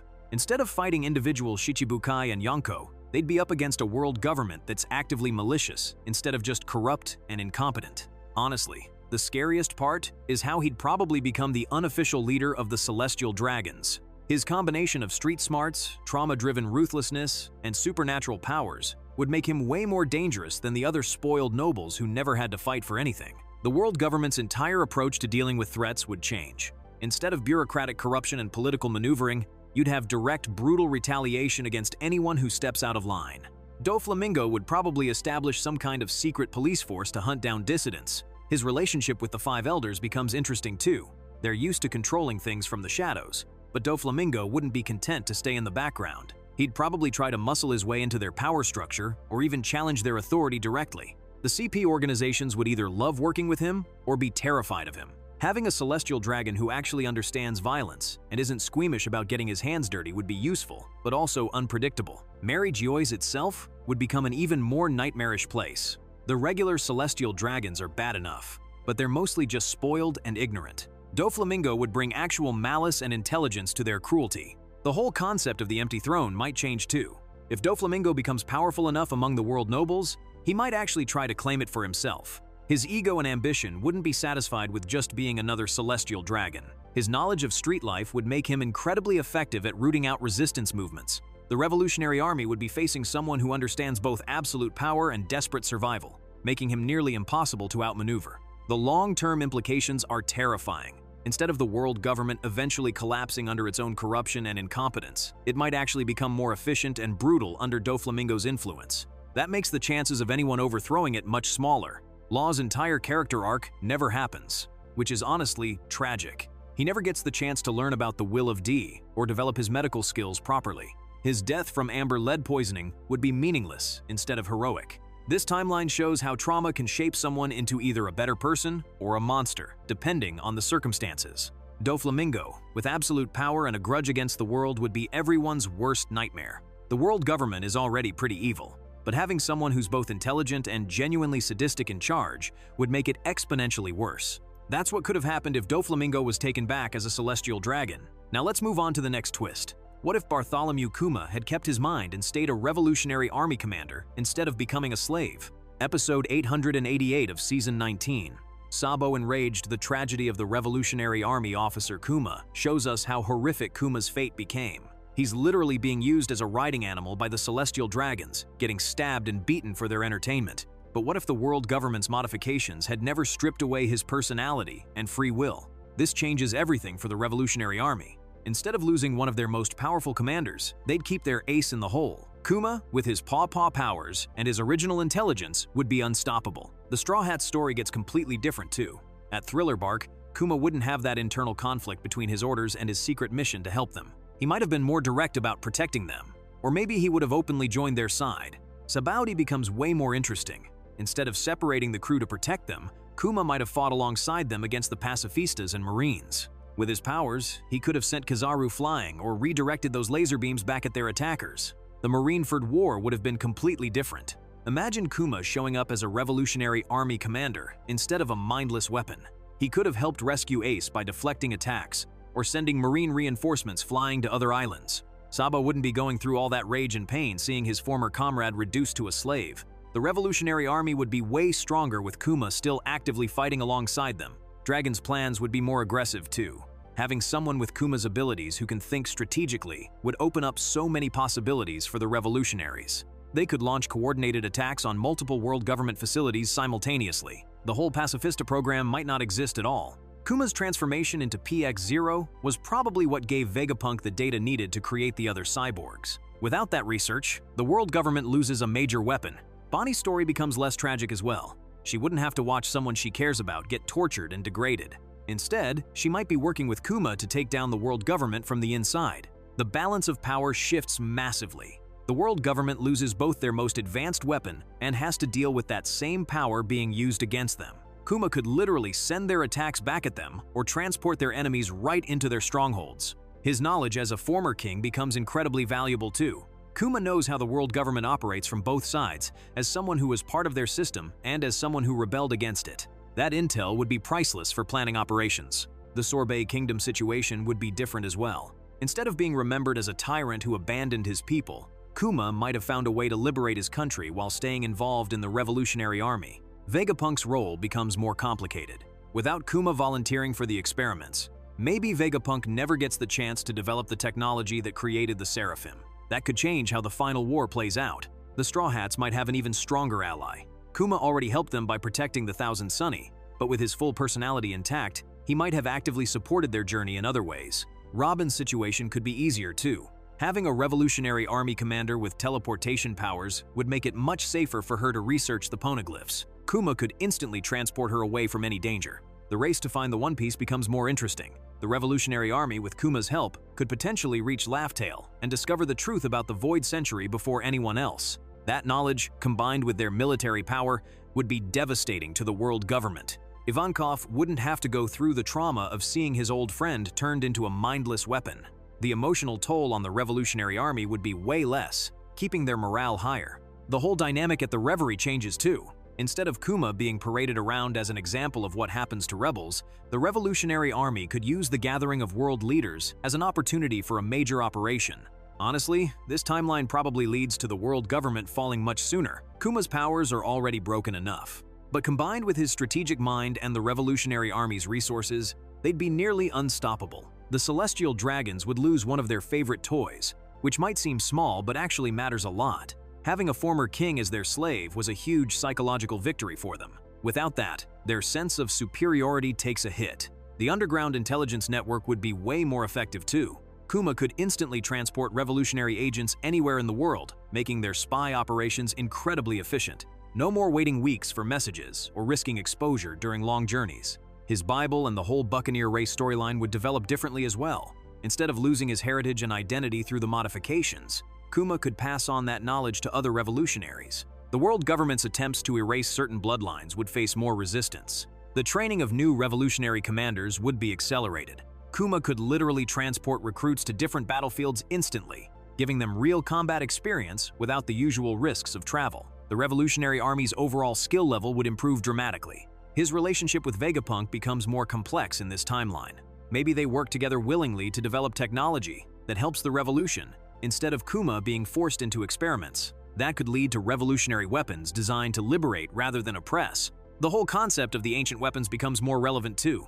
If Kuma retains his intelligence and works with Robin to study the poneglyphs, the Revolutionary Army might actually find and control Pluton or Uranus before anyone else. The psychological warfare aspect is huge as well. The world government relies heavily on fear and the appearance of invincibility. Having one of their former Shichibukai actively working against them while retaining his full power would shatter that image. Kuma's tactical brilliance, combined with his devil fruit abilities, would make him the perfect infiltrator. He could literally appear inside Mary Geoise, gather intelligence, and disappear before anyone knew he was there. The celestial dragons would never feel safe again. The liberation of other kingdoms would happen way faster too. Kuma could transport revolutionary forces instantly to any oppressed nation, coordinate simultaneous uprisings, and evacuate civilians from dangerous areas. The revolution would spread like wildfire. This scenario shows how one person's sacrifice can change the entire balance of power in the world. Kuma gave up his humanity to protect the Straw Hats, but keeping his mind might have been the key to bringing down the whole corrupt system way sooner. The world government's biggest mistake might have been taking away his free will, instead of keeping him as a controlled but thinking weapon. That's what would happen if Kuma never lost himself. Now let's move on to the next what if. What if Judge had actually been proud of Sanji's kindness, instead of seeing it as weakness? Episode 801 of Season 19, The Benefactor's Life, Sanji and Owner Zeph, shows us how Judge uses Zeph as leverage against Sanji, threatening to destroy the Baratie if he doesn't comply. But what if Judge had never rejected Sanji in the first place? What if he'd seen his son's compassion as a strength rather than a flaw? This completely changes Sanji's entire life story. Instead of being the black sheep of the Vinsmoke family, he becomes their prized prince, who brings something unique to Germa 66. First off, Sanji never leaves Germa Kingdom as a kid. He doesn't get beaten up by his brothers, doesn't get locked in that dungeon, and never escapes to the East Blue. That means he never meets Zeph, never learns to cook, and never develops his fighting style. But Judge valuing Sanji's empathy could actually make Germa 66 more effective as a military force.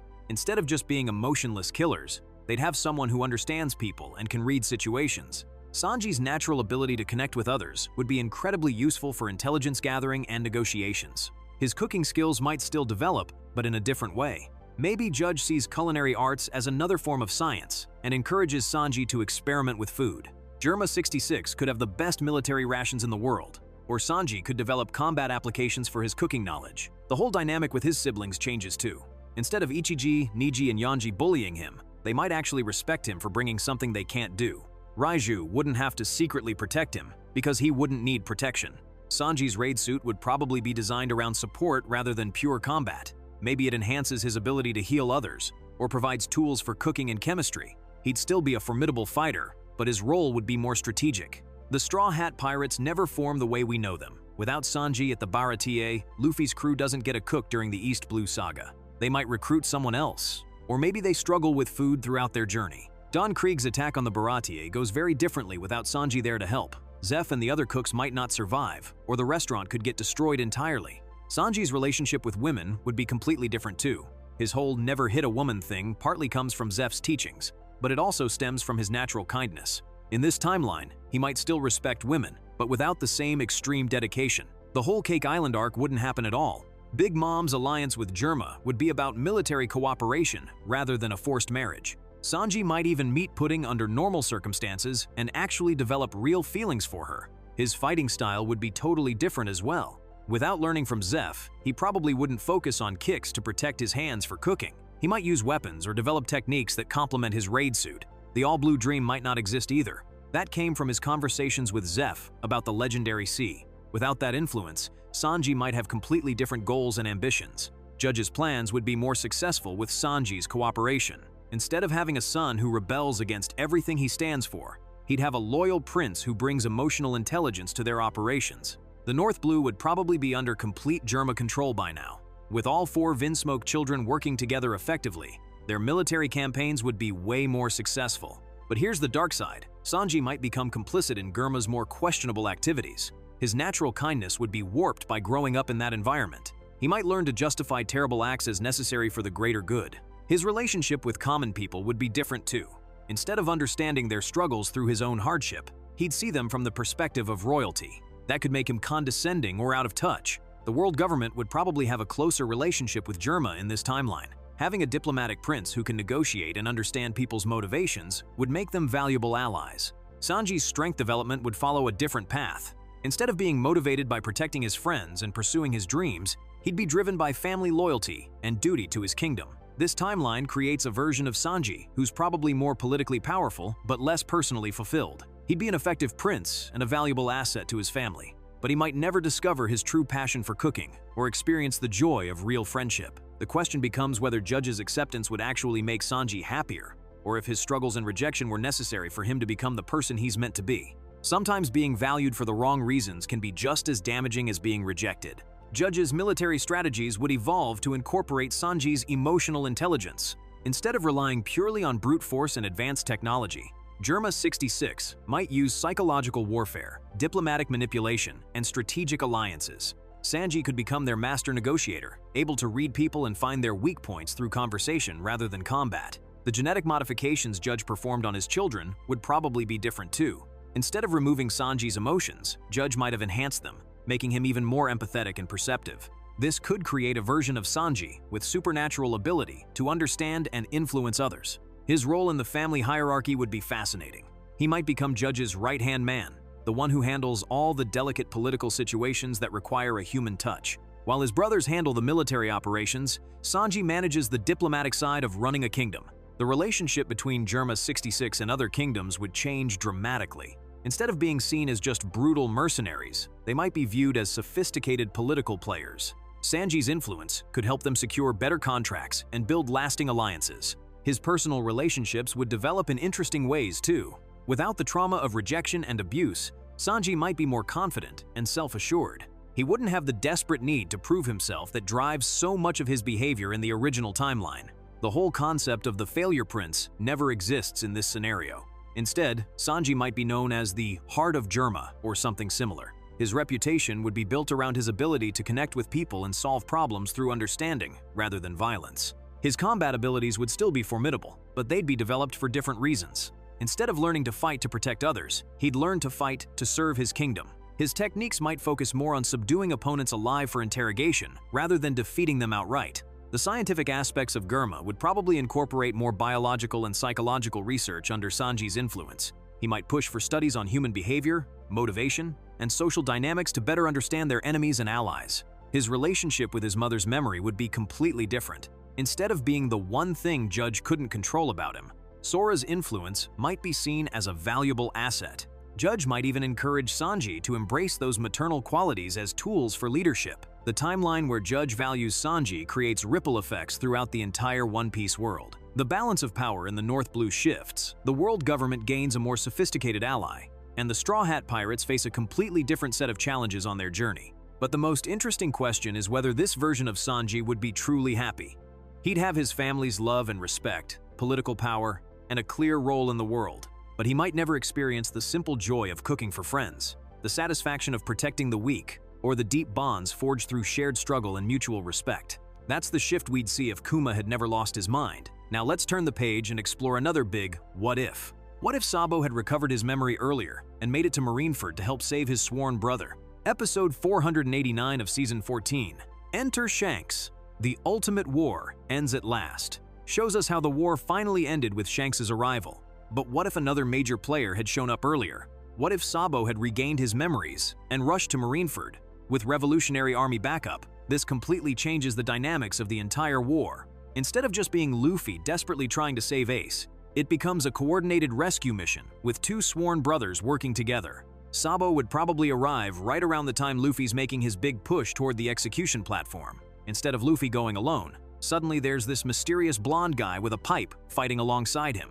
The Marines would be confused as hell. Who is this new threat? The moment Sabo sees Ace on that execution platform, all those childhood memories come flooding back. The cup of sake, the promise to be brothers, the dreams they shared, everything hits him at once. His rage would be off the charts. Dragon's son and Dragon's second-in-command working together to save Ace would send a clear message to the world government. Luffy wouldn't have to carry the entire burden alone. Sabo's way more experienced in combat and strategy. He could handle the tactical stuff while Luffy does his usual chaos thing. They'd complement each other perfectly. The Whitebeard pirates would get a massive morale boost seeing reinforcements arrive. Marco and the others might actually believe they can pull this rescue off instead of just making a desperate last stand. Ace's reaction would be incredible. Seeing both his sworn brothers fighting for him would probably move him to tears. The guilt he carries about causing this war would be mixed with overwhelming gratitude. Garp's situation becomes even more complicated. It's bad enough watching Luffy try to save Ace, but now Sabo's there too? The old Marine would be facing all three of his grandsons at once. the execution itself might never happen. With Sabo providing strategic support and the Revolutionary Army potentially creating diversions elsewhere, the rescue could succeed before Ace even gets to the platform. Doflamingo would probably lose his mind with excitement. The chaos would be even more entertaining with another D, family member in the mix. He'd probably try to manipulate the situation to create maximum drama. Akainu would be furious about the Revolutionary Army interference. His hatred for Dragon would extend to Sabo, making him even more aggressive in trying to kill both brothers. The Marines would have to completely readjust their strategy. They prepared for Whitebeard and his allies, not for a coordinated Revolutionary Army operation. Their defensive positions might crumble. Sengoku would realize this was always bigger than just pirates versus Marines. Having the Revolutionary Army openly involved proves this is really about opposing the world government's authority. Law's role might be different too. Instead of being the one who saves Luffy at the end, he might work with Sabo to coordinate the escape. The Heart Pirates and Revolutionary Army could form a temporary alliance. The emotional impact on Luffy would be huge. He's been carrying the weight of saving Ace alone, but suddenly his other brother shows up to help. That support might prevent some of his later trauma. Blackbeard's plans could get disrupted as well. With more chaos and different power dynamics, he might not get the perfect opportunity to steal Whitebeard's power or kill his former captain. The casualties would probably be different. Sabo's strategic thinking might prevent some of the deaths that happened in the original timeline. The Whitebeard pirates might not lose as many commanders. Ivankov would be shocked to see Sabo there. The Revolutionary Army wasn't supposed to get directly involved in pirate conflicts, but Dragon's connection to Luffy changes everything. The media coverage would be insane. Having Dragon's right-hand man openly fighting at Marineford would make headlines across the world. The Revolutionary Army's existence would become common knowledge. Shanks might not even need to show up. With Sabo's help, the rescue could succeed earlier, or at least create different circumstances that don't require his intervention. Ace's eventual fate becomes uncertain. With two brothers and better coordination, he might actually survive. But if he still dies, now both Luffy and Sabo carry that trauma together. The Revolutionary Army's reputation would change dramatically. Instead of working in the shadows, they'd be seen as willing to directly challenge the world government in open warfare. Post-war events would be completely different. If Ace lives, the balance of power shifts. If he dies but Sabo was there, the Revolutionary Army gains a powerful motivation for revenge. The bond between Luffy and Sabo would be strengthened through shared battle. Fighting side by side to save their brother would create new memories to replace the lost childhood ones. Dragon's relationship with his son might develop differently too. Sabo could serve as a bridge between Dragon and Luffy, helping them understand each other better. The world government would have to take the Revolutionary Army more seriously as a direct military threat, rather than just a shadowy organization causing political problems. This timeline shows how having the right support at the right moment can change everything. Luffy's determination, combined with Sabo's experience and the Revolutionary Army's resources, might have been enough to actually save Ace and deal a serious blow to Marine prestige. The war would become less about individual heroism and more about organized resistance against tyranny, which honestly fits the Revolutionary Army's goals better than the original chaotic battle. That's how things could have turned out if Sabo had made it to Marineford. Now let's roll into another wild possibility. What if the clown who stumbled through every major event somehow accidentally claimed the ultimate title? Episode 461 of Season 14, the beginning of the battle Ace and Whitebeard's past, shows us how Buggy got swept up in the Marineford chaos and gained massive respect from other prisoners. But what if his luck kept snowballing until he literally became Pirate King without trying? This is honestly the most Buggy thing that could happen. The guy who's been failing upward his entire career finally fails so hard that he succeeds completely. After Marineford, Buggy's reputation explodes thanks to those broadcasts. Everyone thinks he's this legendary pirate who stood toe-to-toe with admirals and hung out with Shanks as equals. His bounty skyrockets, and suddenly he's got thousands of followers who believe he's destined for greatness. The cross-guild formation becomes way more significant in this timeline.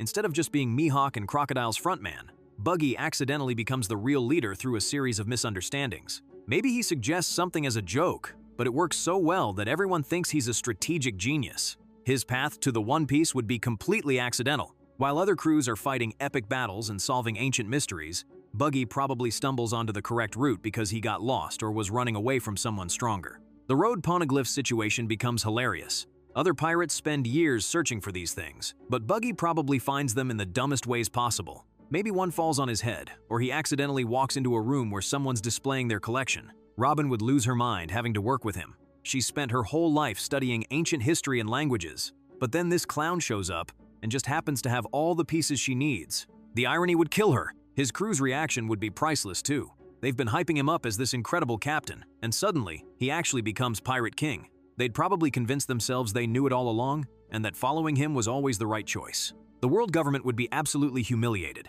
Imagine all their careful planning and powerful enemies, only to lose to a guy who trips into success. Their entire reputation would be in shambles. Other emperors would be confused as hell. Kaido spent decades trying to start the greatest war ever. Big Mom built a massive empire. Blackbeard planned for years to steal the right powers, and then Buggy just accidentally beats them all to the punch. Shanks would probably laugh until he cried. His old crewmate who used to complain about everything becoming the Pirate King would be the perfect joke to him. He might even show up just to congratulate Buggy and watch him panic about the responsibility. The Marines would have no idea how to handle this. They've been preparing for battles against strategic masterminds and powerful fighters.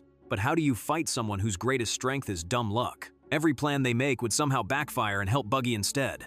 Buggy's speech when he reaches Laughtail would be amazing. Instead of some deep declaration about dreams and freedom, he'd probably just complain about how tired he is and how he never wanted to be there in the first place. But somehow it would inspire people anyway. The Will of D mystery gets even weirder in this timeline. Buggy doesn't have the D initial, so his success would suggest that maybe bloodline isn't everything, or maybe the universe just has a sense of humor about who gets to change the world. His coronation as Pirate King would be the most reluctant in history. Everyone else would be celebrating, while Buggy's in the corner trying to figure out how to escape the situation he accidentally created. The new Great Pirate era under Buggy would be chaotic, but probably less violent. Other pirates might think they can easily surpass him, leading to more competition, but maybe fewer crazy people trying to destroy the world. Goldie Roger would probably be rolling in his grave. He carefully planned his execution to inspire a new generation of pirates, and instead the title goes to someone who fell backwards into it while running away from fights. The ancient weapons situation becomes ridiculous too. Buggy would probably activate them by accident while trying to do something completely unrelated. Maybe he's looking for treasure and accidentally wakes up Pluton, or he trips and falls onto the controls for Uranus. His relationship with the Revolutionary Army would be awkward. Dragon's been planning to overthrow the world government for years, but then this random clown beats him to disrupting the world order without even trying. The most insane part is that Buggy becoming Pirate King might actually be good for the world. He's just selfish and cowardly. A Pirate King who doesn't want to rule anything and just wants to be left alone might create more freedom than someone with grand ambitions. His crew would become the most powerful organization in the world by default, which terrifies everyone, including themselves. They'd go from small-time criminals to world leaders overnight, with no idea how to handle that responsibility. The finale would be Buggy accidentally discovering the true history and the secret of the One Piece, but he'd probably misunderstand it completely. He might think it's just a really expensive treasure and try to sell it, accidentally changing the world in ways he never intended. This timeline proves that sometimes the universe has plans that nobody sees coming, and that success doesn't always go to the people who deserve it or work hardest for it. Sometimes it just goes to the guy who's too stubborn to quit and too lucky to fail, even when he's actively trying to avoid responsibility. The best part is that Buggy would spend his entire reign as Pirate King trying to retire, but every attempt to step down would somehow make him more popular and powerful. He'd be trapped by his own success, which is honestly the perfect punishment for someone who only wanted easy money and fame. The world government would probably try to assassinate him multiple times, but every attempt would fail in the most ridiculous ways possible. Maybe the assassin slips on a banana peel, or Buggy accidentally dodges by bending down to pick up a coin. His bounty would become the highest in history because the government is so embarrassed about losing to him. They'd keep raising it, hoping someone would finally take him down, but it would just make him more famous. The other Yonko would probably have a crisis meeting to figure out what to do about this situation. How do you deal with someone who wins by pure accident? Their usual intimidation tactics wouldn't work on someone too clueless to be scared. Buggy's speeches as Pirate King would become legendary for all the wrong reasons. He'd probably give rambling addresses about how he didn't ask for this job and how everyone should leave him alone. But people would interpret them as deep wisdom about leadership and freedom. The strangest thing is that his accidental reign might actually bring peace to the seas. Other pirates would be so busy trying to figure out how he did it that they'd forget to fight each other. Meanwhile, Buggy would just be sitting on his throne, wishing he could go back to his simple treasure hunting days. That's the madness we'd see if Buggy lucked his way into becoming Pirate King. Now let's keep going with another wild scenario. What if Law's body-switching powers got stuck, and the Straw Hats had to live in each other's bodies permanently? Back in episode 586, Law first uses his powers to swap everyone's minds around. Nami ends up in Sanji's body, Chopper gets Frankie's massive frame, and chaos ensues. But what if they could never switch back? The immediate problems would be brutal. Nami stuck in Sanji's body would have to deal with his weird gentleman code kicking in automatically. She'd probably want to punch herself every time she started being overly polite to women. Meanwhile, Sanji in Nami's body would be living his fantasy and his nightmare simultaneously. He's got what he always wanted but can't enjoy it because it's actually his life now. Chopper's medical career would be over. Those tiny hooves that are perfect for delicate surgery? Gone.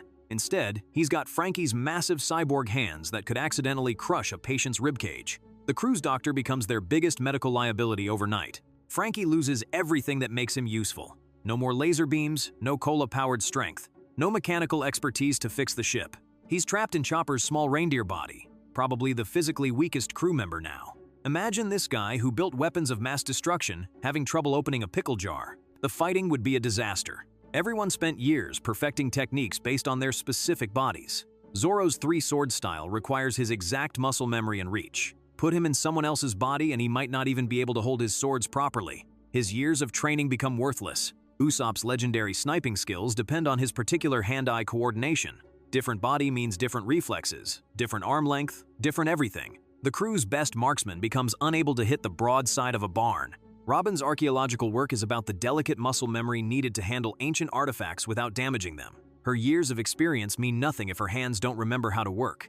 Brook's situation gets philosophical. Whoever ends up in his skeleton body suddenly doesn't need food, sleep, or feel physical pain the same way. That's gotta mess with your entire sense of being human. Plus, his music would suffer since different finger lengths would make playing violin completely different. Luffy's rubber powers staying with his original body creates a weird situation. Someone else becomes incredibly powerful, while Luffy loses the abilities that define his entire fighting style. He'd have to relearn everything from scratch. The bounty system becomes meaningless. The Marines are hunting people who don't exist anymore. Imagine trying to explain to headquarters that the guy with the straw hat isn't actually Monkey D. Luffy anymore. Ship maintenance would become a nightmare. The Thousand Sunny is incredibly complex, designed specifically for Frankie's knowledge and abilities. Without him in the right body, critical systems would start failing. They might end up stranded because nobody else understands the ship's advanced technology. Daily routines would be torture. Simple things like eating become complicated when your new mouth is a different size or shape. Sleeping patterns get disrupted because different bodies have different needs. Personal hygiene becomes awkward and uncomfortable. Their dreams start falling apart. Sanji can't pursue all blue if he can't cook properly in his new body. Chopper's goal to cure every disease becomes impossible without his medical skills. Zoro can't become the world's greatest swordsman if he can't use swords effectively. The psychological damage would be the worst part. Your body is part of your identity. Being permanently trapped in the wrong one could cause serious mental health issues. Some crew members might have complete breakdowns trying to cope with their new reality. Enemy encounters would be unpredictable. Pirates who've studied the Straw Hats' fighting patterns would be caught off guard. But so would the crew. Every battle becomes a gamble because nobody knows what anyone can actually do anymore. Their reputation takes a hit too. People expect legendary pirates, but instead they meet confused people who can't use their supposed abilities. Word would spread that the great Straw Hat pirates lost their edge. The crew's teamwork, built over years of adventures, crumbles. All their combination attacks and coordinated strategies assume everyone knows their role perfectly. With bodies scrambled, they'd be vulnerable to enemies who used to be easy fights. Long-term mental health effects could destroy their personalities entirely. Chronic frustration from being unable to express themselves naturally might change who they are fundamentally. The Straw Hats we love might disappear psychologically, even while their bodies survive. Medical emergencies become death sentences. Chopper's knowledge means nothing if he physically can't perform surgery or mix medicines properly. One serious injury could kill someone because their doctor can't help them. Law keeping them swapped would be the perfect psychological warfare. He'd neutralize the entire crew without killing them, leaving them alive but completely ineffective. It's crueler than death because they'd have to live with their limitations forever. This scenario would end the Straw Hat Pirates as we know them. They might stay together out of loyalty, but they'd be shadows of their former selves, unable to achieve their dreams or live up to their legendary status. The greatest pirate crew of their generation would become a tragic cautionary tale about the dangers of messing with devil fruit powers. That's the downfall the crew would face if the body swap never reversed. Now, let's jump into another theory that flips the story on its head. Episode 968, The Pirate King, is born arriving at the last island. From Season 20, shows Roger's crew reaching Laugh Tale and laughing at what they found there. Maybe they weren't celebrating amazing treasure. Maybe they were laughing at the biggest joke in pirate history. What we actually see in this episode is telling. Roger thanks Joy Boy for leaving him the treasure, but the audience never gets to see what it is. His whole crew just bursts into laughter like someone told them the world's most ridiculous punchline. That reaction could mean two completely different things. Every time someone gets close to discovering One Piece, something weird happens. They die, disappear, or suddenly become super secretive about it. Whitebeard knew what it was, but only gave cryptic warnings. Roger kept quiet about the details. Even Odin's journal conveniently stops recording right before the big reveal. Here's what makes this theory really interesting. Roger was literally dying when he found it. The guy had an incurable disease and maybe a year to live. When you're facing death, piles of gold don't exactly solve your problems anymore. But life-changing truth? That might be worth something to a dying man. Oda keeps hinting that One Piece won't be what fans expect. He specifically said it won't be something cheesy like friendship was the real treasure. But what about something way more controversial? Like proof that the entire Age of Pirates was an elaborate social experiment? Joy Boy left his legacy 800 years ago, right when the world government formed. What if his whole plan was testing whether people could unite the world through freedom and adventure instead of fear and control? Roger discovers this, realizes how brilliant and twisted it is, then decides to continue the experiment by starting the Great Pirate Age with his final words. The implications are brutal when you consider them. Every pirate who died chasing this dream basically died for an ancient psychology test. All those battles, all that bloodshed, just so some long-dead genius could prove a philosophical point about human nature. Roger's actions after finding Laugh-Tale suddenly make sense. He didn't use the treasure to help anyone or change the world directly. Instead, he surrendered to the Marines and made sure his execution would inspire even more people to search. That's exactly what you'd do if the treasure was information that only worked when people discovered it naturally. Look at how the Roger pirates reacted afterward. They immediately disbanded and scattered across the world. If they'd found unlimited wealth, wouldn't they stick together and use it? Instead, they acted like people who just learned something that completely changed how they saw everything. Rayleigh's behavior backs this up too. When he mentions One Piece, he gets this melancholy smile like someone remembering a bittersweet revelation. He tells people they might reach different conclusions than Roger did, which makes zero sense for regular treasure. But philosophical discoveries? Different people definitely interpret those differently. Dragon's complete lack of interest in searching for One Piece becomes suspicious when you consider this angle. As the leader of the Revolutionary Army, he should want world-changing power, right? But if he suspects One Piece is just confirmation that the current system needs to be overthrown, then he's already doing the right thing without needing to find it. Blackbeard's strategy starts making more sense too. If he knows or suspects that One Piece isn't material wealth, then hoarding multiple devil fruits becomes his backup plan. You can't steal someone's philosophical revelation, but you can build enough raw power to rule the world regardless of what some ancient message says. The whole timeline becomes suspicious when you connect the dots. Joy Boy's apology letter to the fishmen, the hidden ancient weapons, the erased void century. Everything points to someone who tried to change the world through force, failed catastrophically, and left behind instructions for a completely different approach. Even the ability to hear certain things takes on new meaning. Roger could understand what Sea Kings and poneglyphs were saying. Luffy has the same gift. What if this is a sign that they're the type of people who can grasp Joy Boy's deeper message? Maybe the treasure only reveals its true nature to people who already embody the lesson it teaches. The world government's frantic efforts to hide Void Century history make perfect sense now. If One Piece contains proof that their entire authority comes from fighting a manufactured threat, their legitimacy crumbles instantly. They've spent 800 years convincing everyone that pirates are the ultimate evil. But what if the Pirate Age was designed to prove that freedom works better than oppression? Consider how the name One Piece might be deliberately misleading.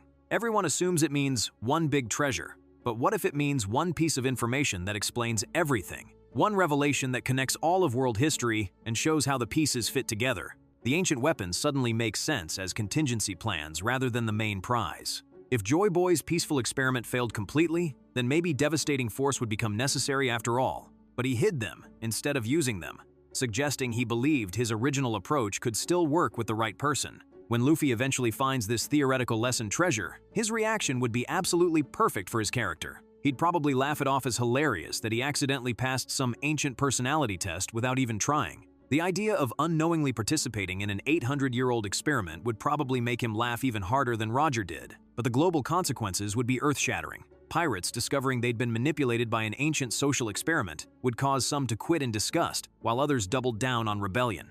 The world government would face a crisis of legitimacy that makes current revolutions look like minor protests. The truly controversial part is that the experiment might actually be working. If Joy Boy's theory was that freedom and adventure create better people than fear and control, then look at what following Luffy has done for his crew and allies. They've all become better versions of themselves through their adventures. Marines would face the worst identity crisis in their organization's history. Imagine learning that everything you fought for was based on perpetuating a system designed to fail. Some would probably defect immediately, while others would refuse to believe it and fight even harder to maintain the status quo. Laughtail's name becomes less about treasure and more about the absurdity of the situation. People have been killing each other for centuries over something that was never really about wealth or power. The cosmic joke is that everyone missed the actual point while chasing something that didn't exist.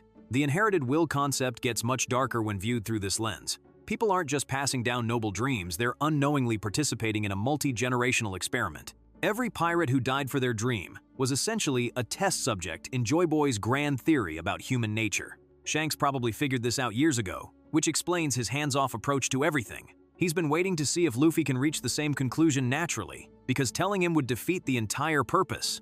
The lesson only works if people discover it through their own experiences and choices. This theory would make One Piece simultaneously the most disappointing and most important discovery in history. Disappointing because it's not the material wealth everyone expected, but important because it could fundamentally change how the world operates. The real test will be whether modern pirates can accept this kind of treasure. Some might feel completely cheated and demand a refund from Joy Boy's ghost.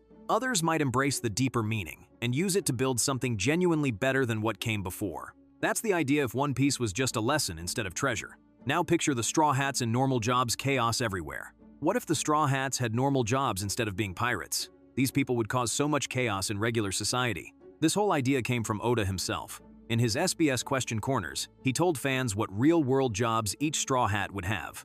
Luffy would be a firefighter, Zoro would be a cop, Nami would run a daycare, Sanji would be a chef, obviously. But when you really think about their personalities, these people would absolutely wreck normal society. Episode 583, Save the Children. The crew starts to fight from Season 16 shows exactly what I mean. Nami and her group find these giant kids locked up in Caesar's lab. The kids are crying and begging for help, and Nami's first instinct is to run away because it's not their problem. But then she completely changes her mind and goes, "You just can't turn your back on a child crying for help. That's just who she is deep down." So imagine Nami working at an actual daycare. Sure, she'd love kids, but she'd also probably charge parents crazy expensive fees and somehow justify it. She'd run the most expensive daycare in town, but also the safest one, because anyone who messed with those kids would face her wrath. She'd probably have the children reporting back to her about what happens at home to make sure no one's getting abused. Luffy being a firefighter makes perfect sense until you actually picture it happening. Yeah, he'd run into burning buildings to save people without thinking twice. But he'd also cause way more property damage than the fire itself. His chief would want to fire him for breaking every safety rule ever written, but couldn't because he saves more lives than everyone else combined. He'd be simultaneously the best and worst firefighter in history. Zoro as a police officer would be hilarious and terrifying. Criminals would fear him because he'd never give up on a case, but his own department would hate him because he'd get lost on the way to every crime scene. His partner would spend half their shift just trying to find him. Citizens would learn to give him extremely detailed directions, and he'd still end up at the wrong address. Sanji running a restaurant would work great until his personality kicked in. He'd refuse to serve customers who were rude to women, give female customers bigger portions for the same price, and probably get sued for discrimination constantly. But somehow he'd charm his way out of every lawsuit and still run the most popular place in town.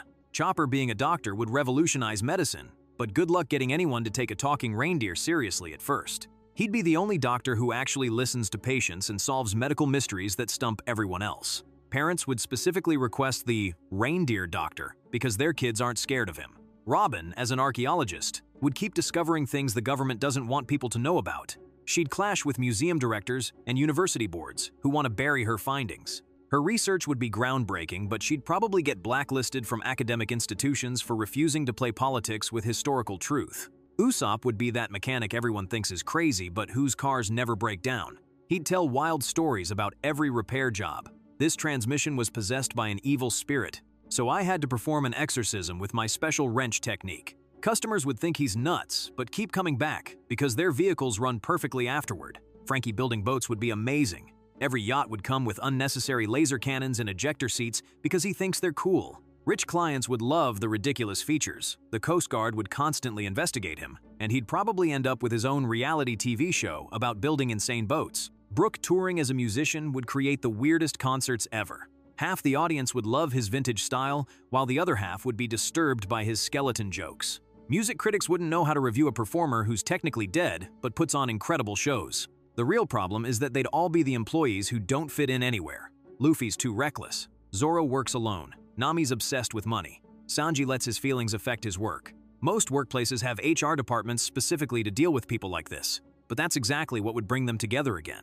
They'd all get frustrated with bureaucracy and red tape and end up starting their own company. Instead of a pirate crew, they'd probably run some kind of emergency response business that other services call when situations get too weird for normal procedures. They'd be more effective than any official organization but do everything in ways that make government officials nervous. The authorities would try to shut them down for operating outside proper channels, but they'd save too many lives to ignore. Instead of fighting the world government, their enemy would be institutional corruption and systemic problems that hurt regular people. They'd still be the group that can't walk away when someone needs help, even when it's not their job to fix it. That scene with Nami and the kids proves their core values don't change based on their careers. Whether they're pirates or just trying to make their community better, they're still the people who step up when others won't. That's what would unite them, no matter what world they lived in. That's the chaos we'd get if the crew had normal jobs. Now let's flip it and see what happens if Smoker actually captured Luffy at Logtown. What if Smoker actually caught Luffy, and that was it? Game over before it even started. Episode 53, The Legend Has Begun. Head to the Grand Line. From Season 1, shows Dragon saving Luffy from Smoker at the last second. Smoker has Luffy completely beaten with his smoke powers, ready to drag him to prison. But then this mysterious guy shows up and creates that green wind so everyone can escape. Remove Dragon from the picture, and Luffy's getting arrested. Smoker hauls Luffy straight to Marine headquarters. The son of the world's most wanted revolutionary gets locked up before he can even think about becoming Pirate King. His crew is left without a captain and everything falls apart. Zoro would probably try some stupid rescue mission and get himself killed or captured. Marine headquarters isn't some local jail he can slice through. But here's where it gets interesting. What if Zoro actually succeeds? Not in breaking Luffy out, but in making enough noise that other pirates take notice. Mihawk might show interest in this swordsman crazy enough to attack Marine headquarters solo. He could save Zoro just to see what he's capable of. Suddenly, Zoro's training under the world's greatest swordsman starts way earlier, but without his captain to motivate him, he might lose his way entirely. Nami would definitely bail with whatever money they have. But think about this, she still owes Arlong 100 million berries. Without Luffy around to eventually free her village, she's back to stealing forever. Except now she knows what it feels like to have real friends. That guilt would eat her alive every time she betrays someone for money. Sanji goes back to the Baratie, but here's the twist, he'd probably become obsessed with getting strong enough to rescue Luffy himself. He'd push his fighting abilities way harder than in the original timeline. Maybe he'd even seek out powerful fighters to train with, becoming a completely different kind of fighter. Usopp runs home, but he's seen real adventure now. He'd probably try to recruit his own crew from Syrup Village to go rescue Luffy. Of course, it would be a disaster, but imagine Usopp actually developing real leadership skills through failure after failure. The government would probably try to execute Luffy publicly to make an example of him. This becomes the new Marineford, except it's happening way earlier and the stakes are different. Instead of Ace dying to save Luffy, it's Luffy about to die, and nobody coming to save him. But here's what makes this theory really interesting. Dragon would have to act. He couldn't let his son get executed without revealing himself. This forces the Revolutionary Army into the open years before they're ready. The final war between the government and revolutionaries happens way too early, before they have enough support. Garp would be torn apart. His grandson is about to be executed by the organization he served his whole life. Does he stay loyal to the Marines or save family? Either choice destroys him. If he saves Luffy, he becomes a fugitive. If he doesn't, he lives with that guilt forever. The other supernovas would react differently too. Some might see Luffy's capture as proof that dreams don't come true. Others might get motivated to prove they're stronger. Kid would probably be thrilled that his main rival is out of the picture. Law might try to rescue Luffy just to have him owe a favor. Buggy and Alvida, who were also at Logtown, might see this as their chance to eliminate a threat. Or maybe they'd try to break Luffy out just to kill him themselves. Either way, their dynamic with him changes completely. The Straw Hats scattered across the world would probably all end up stronger individually but weaker as people. Zoro becomes a better swordsman but loses his loyalty. Nami becomes a more skilled thief but loses her humanity. Sanji becomes a stronger fighter but loses his kindness. They'd be more powerful but missing the heart that made them special. Shanks would probably blame himself. He bet everything on Luffy and lost. This might push him to take more direct action in the world instead of waiting and watching. Maybe he abandons his balanced approach and starts actively fighting the government. The most interesting part is what happens to Luffy in prison. He'd probably inspire other prisoners to break out or rebel. Marine headquarters would become a constant source of uprisings because Luffy can't help but make friends and give people hope. Eventually, they'd have to either execute him or find a way to break his spirit. But breaking Luffy's spirit is basically impossible. He'd probably keep trying to escape until the day he dies. Other prisoners would start believing in his dream, even if he can't achieve it. He becomes a symbol of freedom, even locked in a cell. The ripple effects go crazy when you think about how much the world changes without the Straw Hats interfering in everything. Some places become better, others become much worse. But the biggest change is that nobody learns the lessons about friendship and determination that the Straw Hats usually teach. If you enjoyed our video today, subscribe to our channel for more videos like these on One Piece.